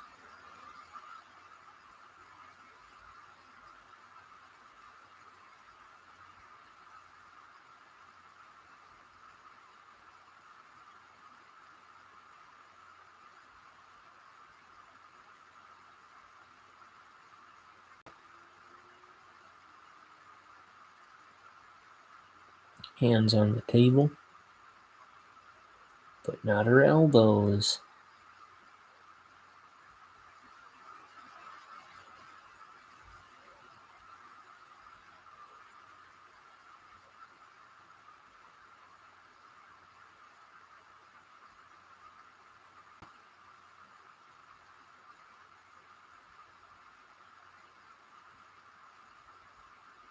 Okay.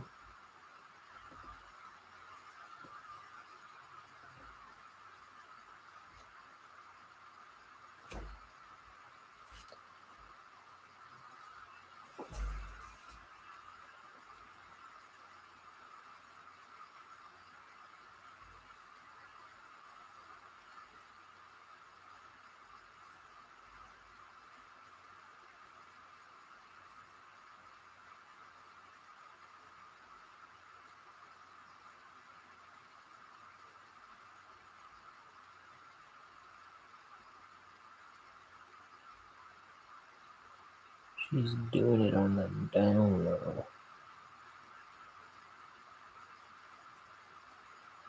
She's like, how much longer do I have to sit here and pretend to enjoy this conversation?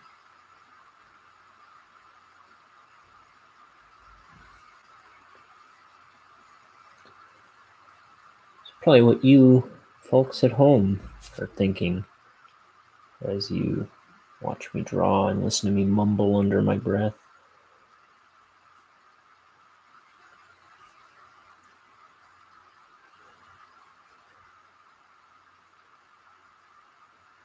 And justify subpar drawings.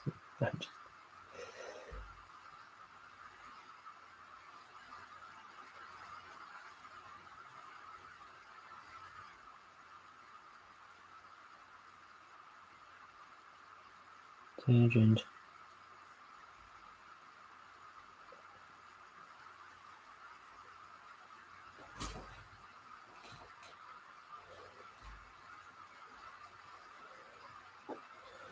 Oh.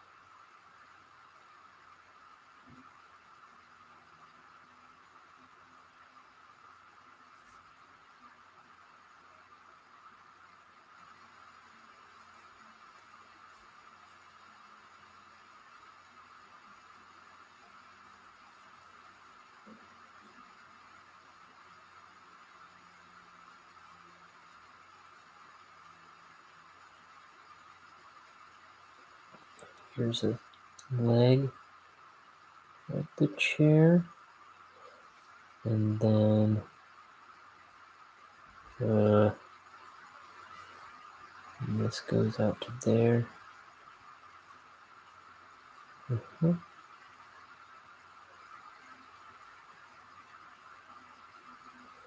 And then I need some ink.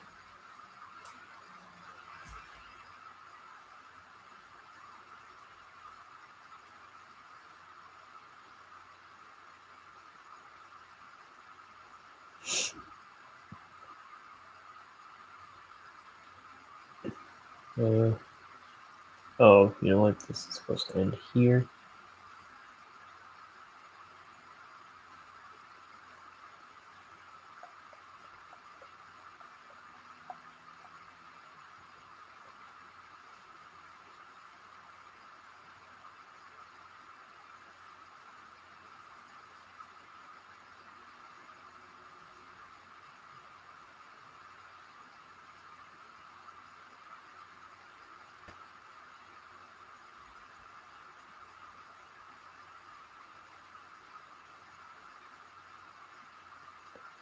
I've got nothing to say. I got nothing to say. I got nothing to say. I got nothing to say.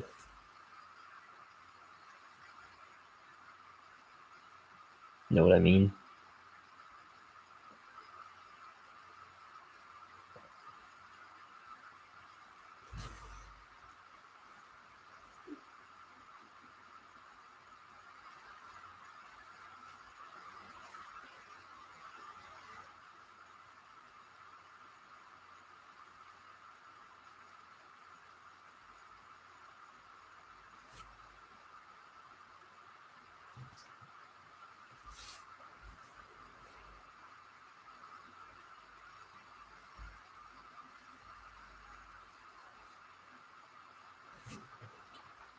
Okay, I'm going over 2 hours already.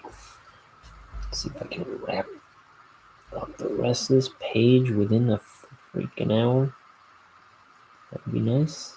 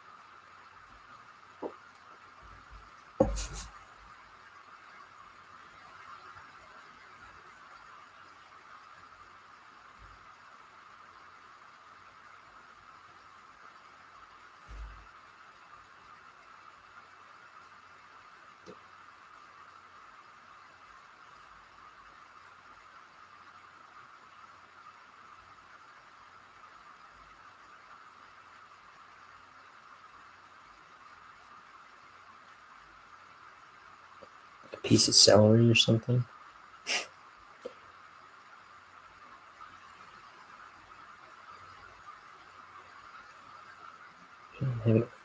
She doesn't have a fork. Utensils.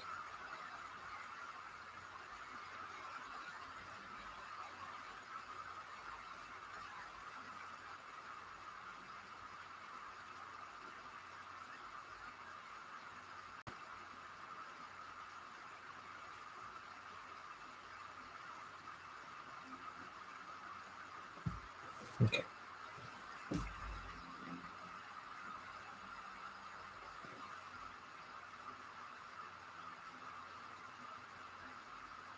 Drop shadow.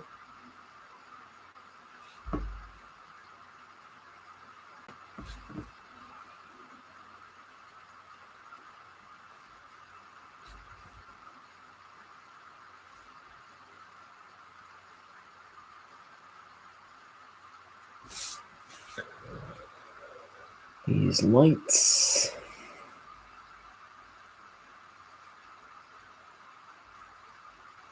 Canned lights. Or whatever they are.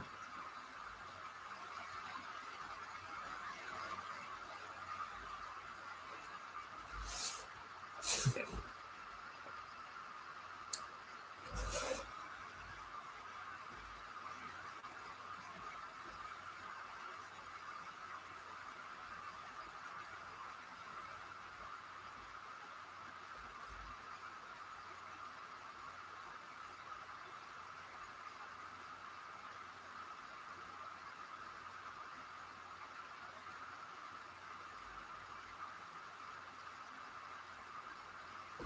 Okay.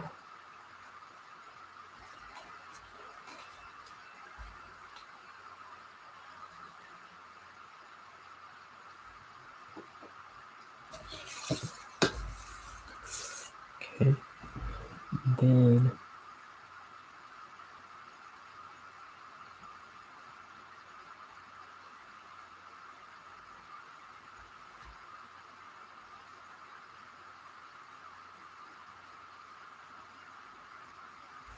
Oh, I didn't finish this.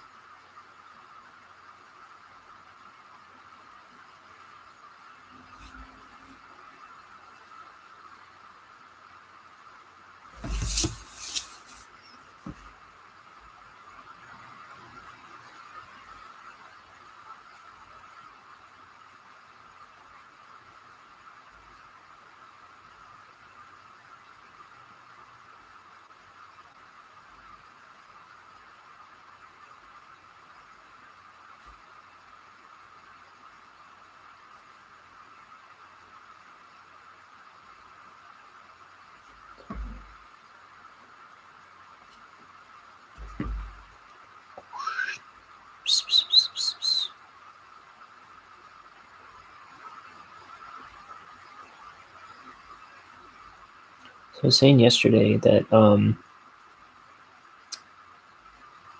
thing I like about Halloween is it's totally an artist's holiday, you know?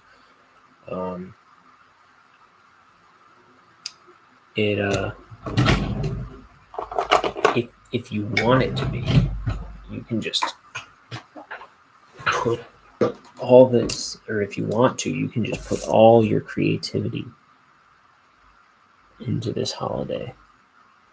Making costumes, carving pumpkins,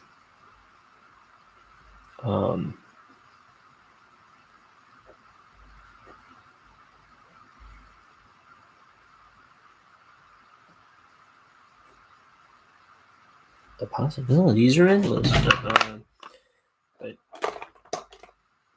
what else was I thinking? One thing I always used to like was making haunted houses in like my parents' basement. We would just take all these like old unused Halloween decorations and old Halloween costumes, and we would just build up Halloween or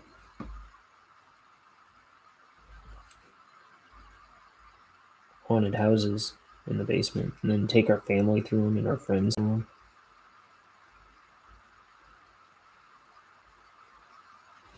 That was always our idea of fun.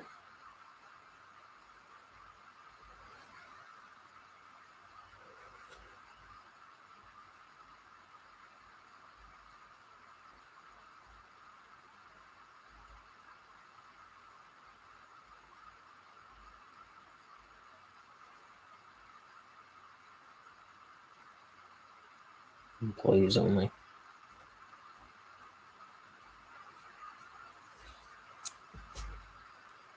Okay.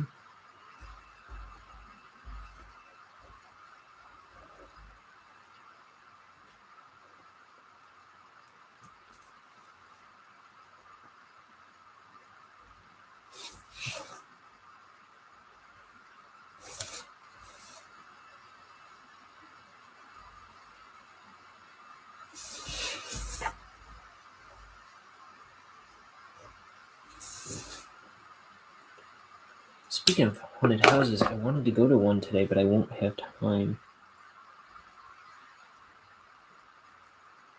Especially not with how long this page is taking me. Jim and me.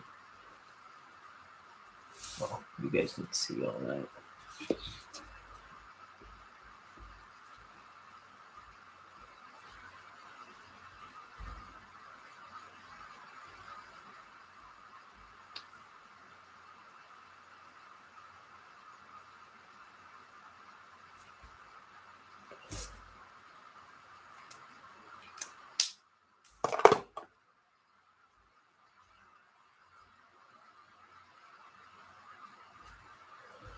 Let's see.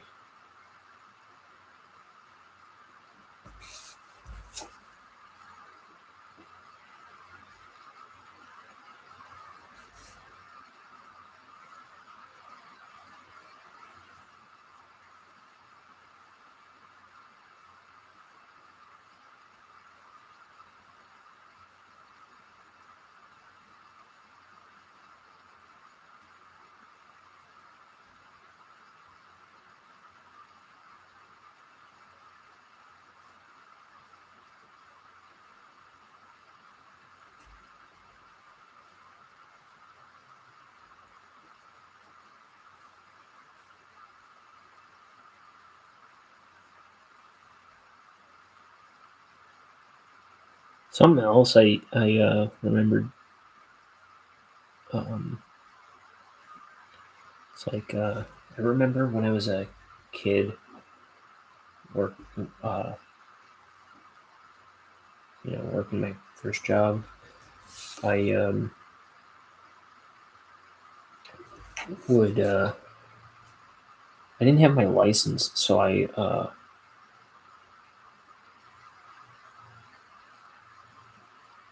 would always get rides from my parents' home. It was like if I had to walk home, which sometimes happened, it would be like an hour-long walk. It was like a 7-minute drive, but an hour-long walk. And I remember one October night, it was getting close to Halloween, and no one was answering my phone call, and I needed a ride home from work. I was like, you know what? Usually I didn't walk home at night, but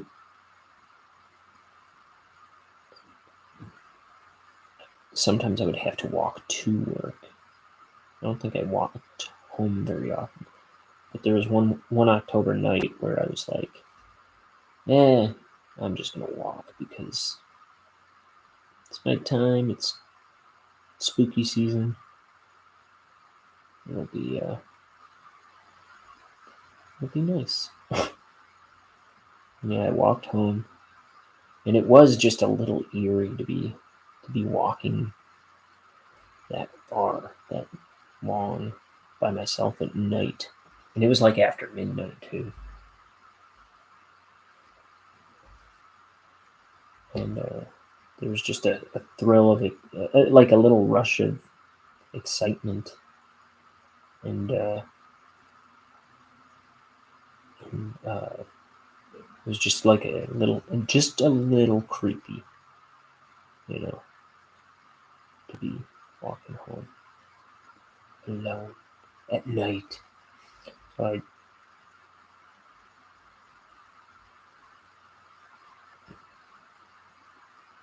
I mean, nothing happened. Not much of a story, but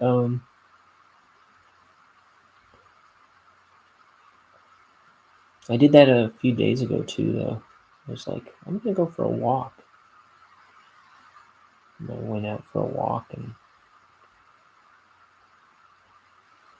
it was like a half-hour trip to a store that I took.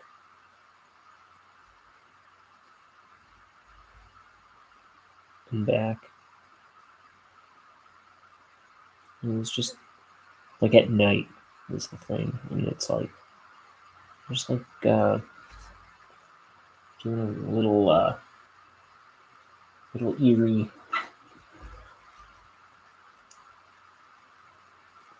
walk when I would normally drive, just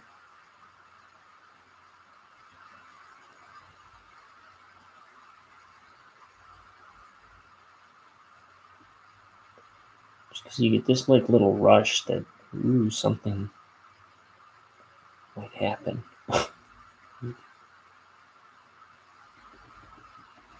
I like going for walks all the time.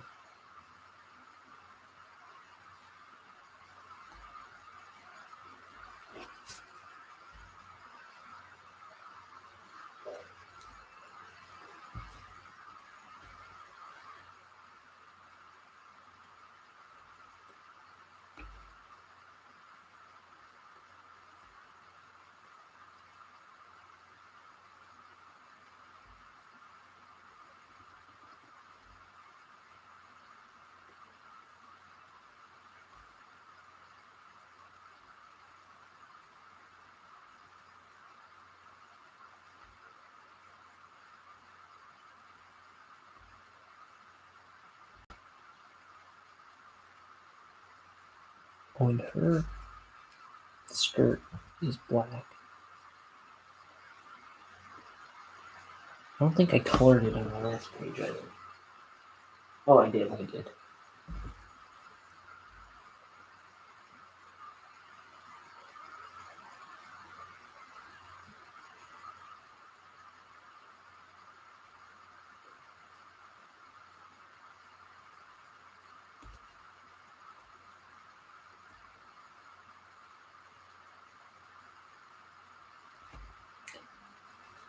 Oh, you know, it'd be good to watch the Summerween episode of Gravity Falls. I was saying another time. I don't know if it was on one of the episodes with no audio, but Over the Garden Wall is great. I would totally, pardon me. I would totally recommend watching that. That's been a tradition the past few years to watch Over the Garden Wall. It's 10 minutes, or it's 10-minute episodes. It was made for Cartoon Network. Very fall themed. All the episodes are different, but they kind of, there's a story underneath them. And very fall themed. You find out at the end it's secretly a Halloween story. So it's really good. I have it on DVD, but I know I originally watched it all on YouTube when it first came out. But like I say, it was made for Cartoon Network by Pat McHale.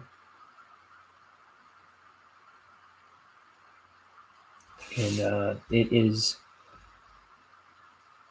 I've recommended it to a bunch of my friends, and everyone I know who's watched it loved it. It is beautiful. It's real creepy. There's a bunch of creepy stuff in it, and it's perfect for Halloween. If you can find it, check it out. The total running time is 100 minutes between 10 episodes. This little boy named Greg and his older brother Wirt, and they're like lost in the woods and they're trying to get home.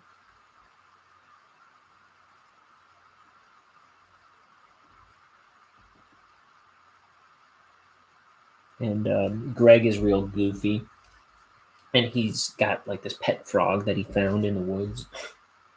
I mean, he found a pet, not a pet frog, but he found a frog in the woods. Let me tighten this up.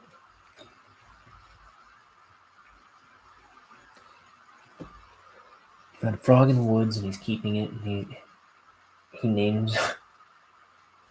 Well, at first he's calling it Wirt, which is his older brother's name, but he keeps giving it new names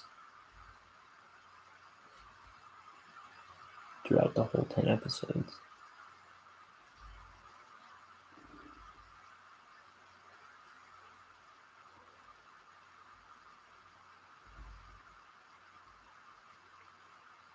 And there's a bunch of songs in it too that are really cute and funny.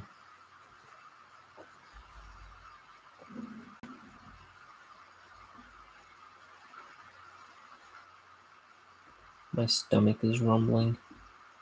This page turned out to be pretty involved. The next two are a good bit simpler. Yeah. So that'll be nice.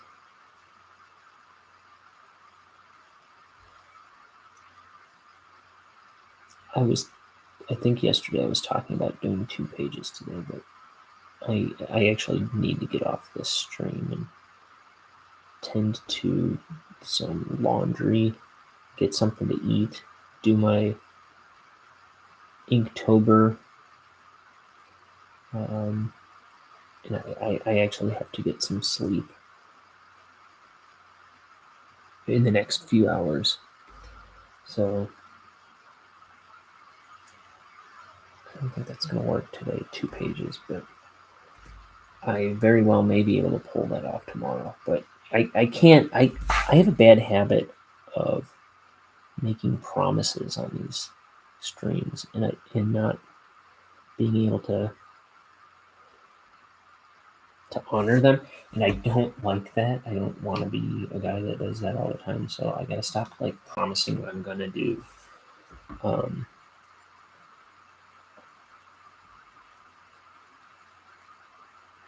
Because a lot of times my schedule gets so unpredictable that I can't make stuff happen as fast as I want to fairly often, and so I gotta stop promising things.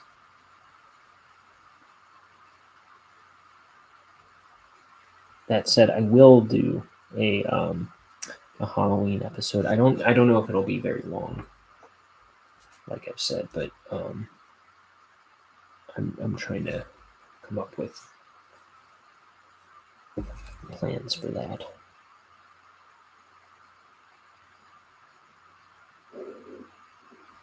I don't know if you can hear it, but my stomach is rumbling.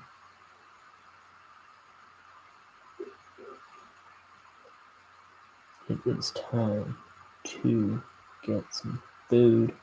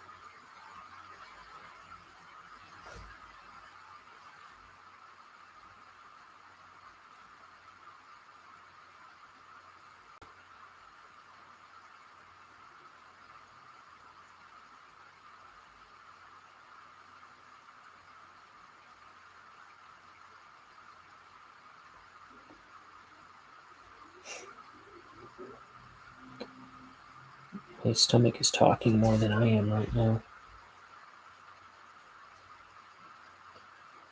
I just thought of the George Carlin bit where he's talking about his stomach rumbling in public and stuff. He's like, "We're poor."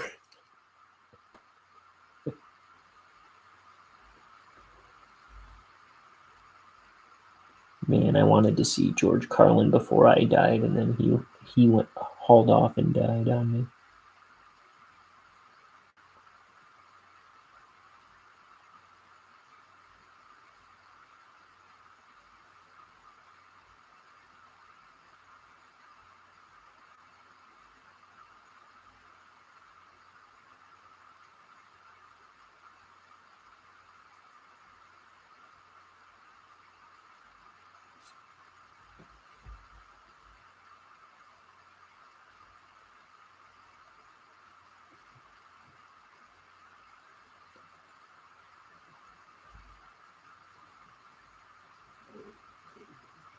I will say the next 3 or 4 days, my schedule is going to be really tight. So it's hard to promise much of anything. I will be trying to keep up with these shows the next 4 days, but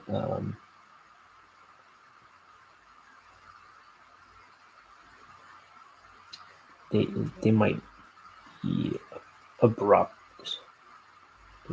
I know that's why I'm saying for sure the Halloween one is going to be a short one.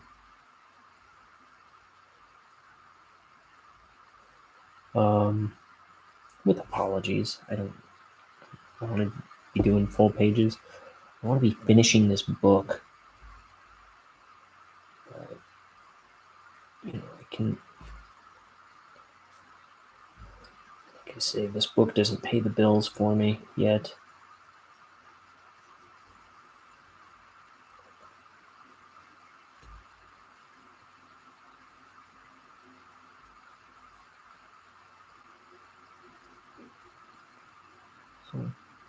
But yeah, the next few days are tight, but I should be here. I should be here.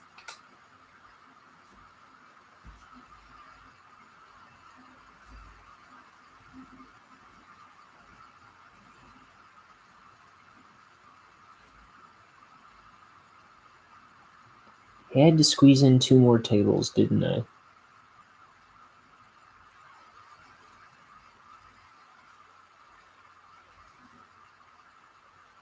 What was I thinking?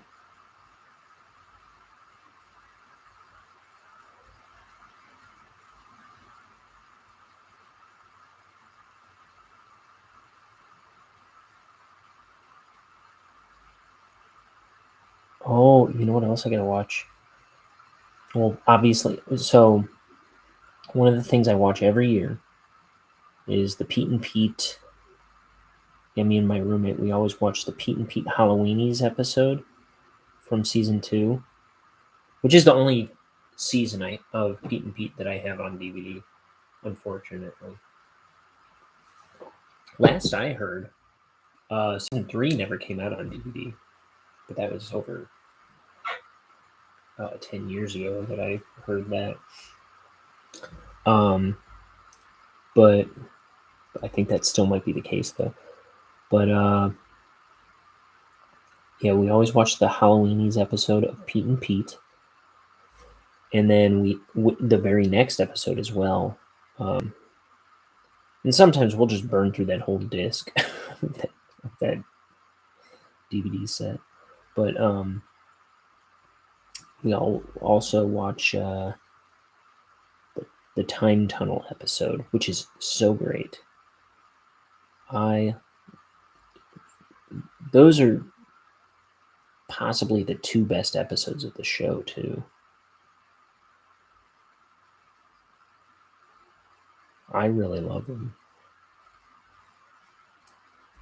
They just really accentuate this like magic of suburban youth to me. Like,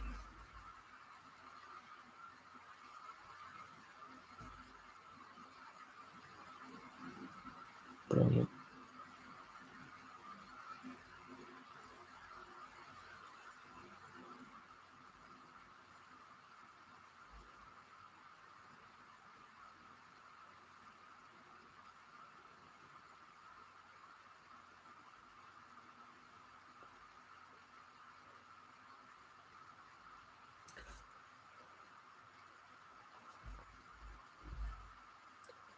So he's let me knock out this last table while I'm at it, because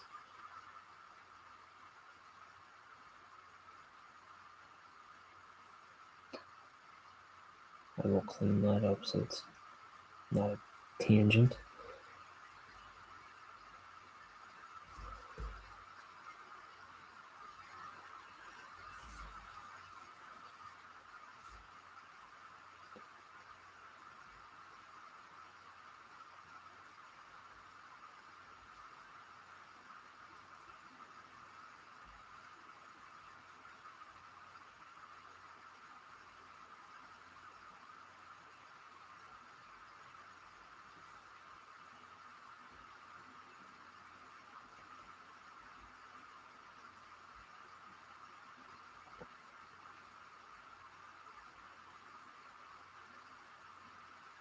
Oh wait, just gonna knock out this table.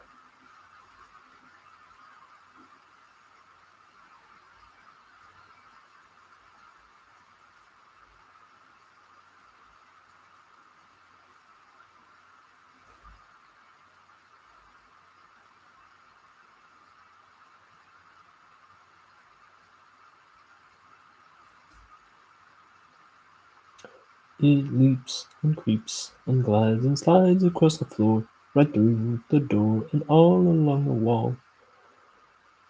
Careful of the blob. Beware of the blob, it creeps and leaps and glides and slides across the floor, right through the door and all along the wall. Careful of the blob.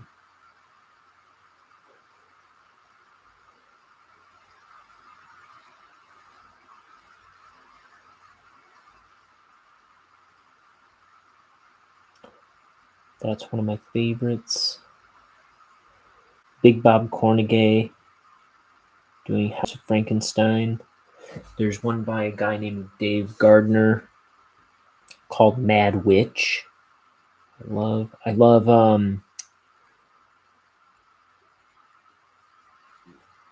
riboflavin flavored, non-carbonated, polyunsaturated blood.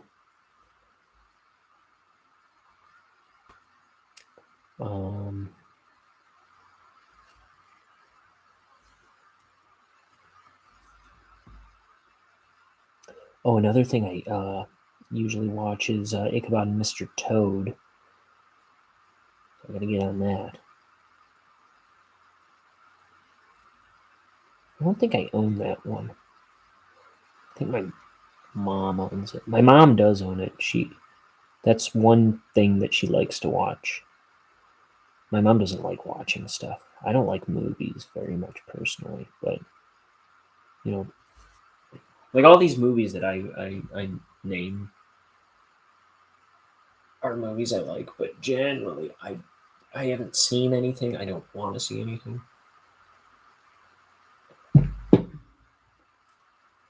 Like everyone who knows me knows, like they can't count on me to have seen a movie.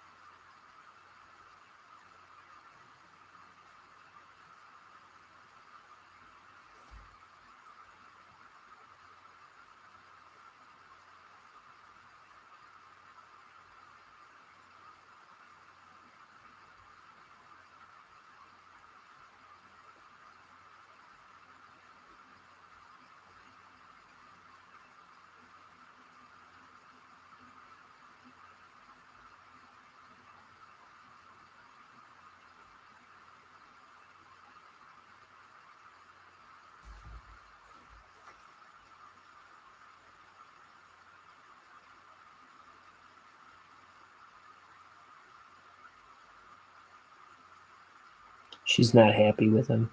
That's why he's going there to visit her. I forget what he says, but then she turns him down. And then the flower droops. I guess you can't probably see it too well. There we are.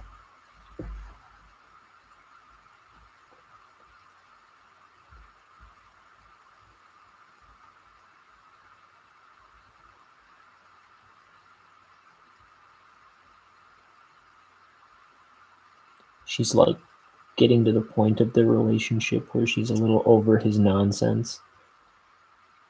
He's always blowing off date night and stuff.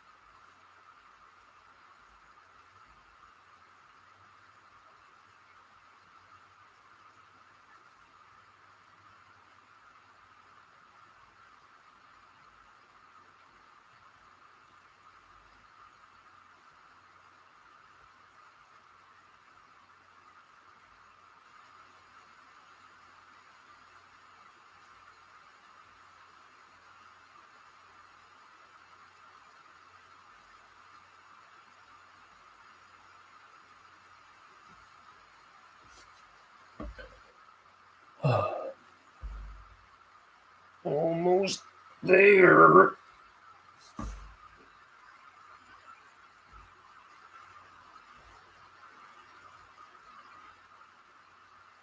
Isn't there a Halloween episode of Invader Zim? Yes, there is. I think that's also called Halloweenies.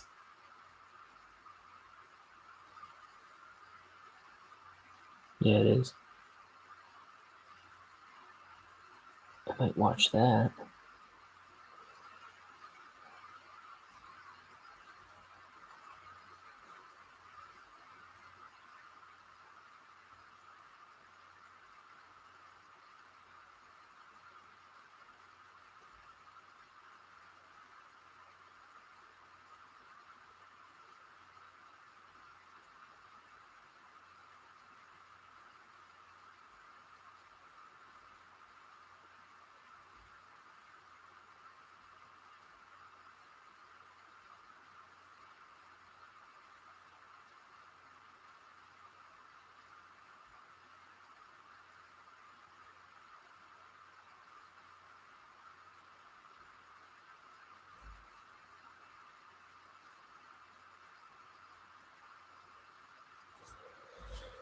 Okay, I'm calling it there.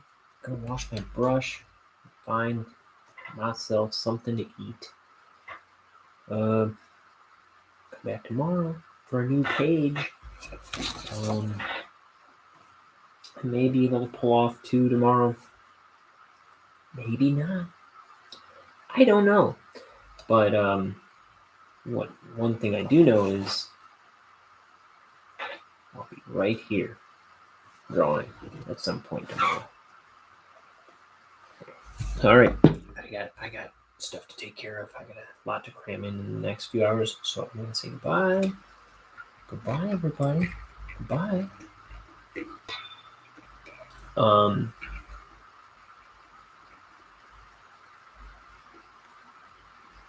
Don't forget to wash behind your ears and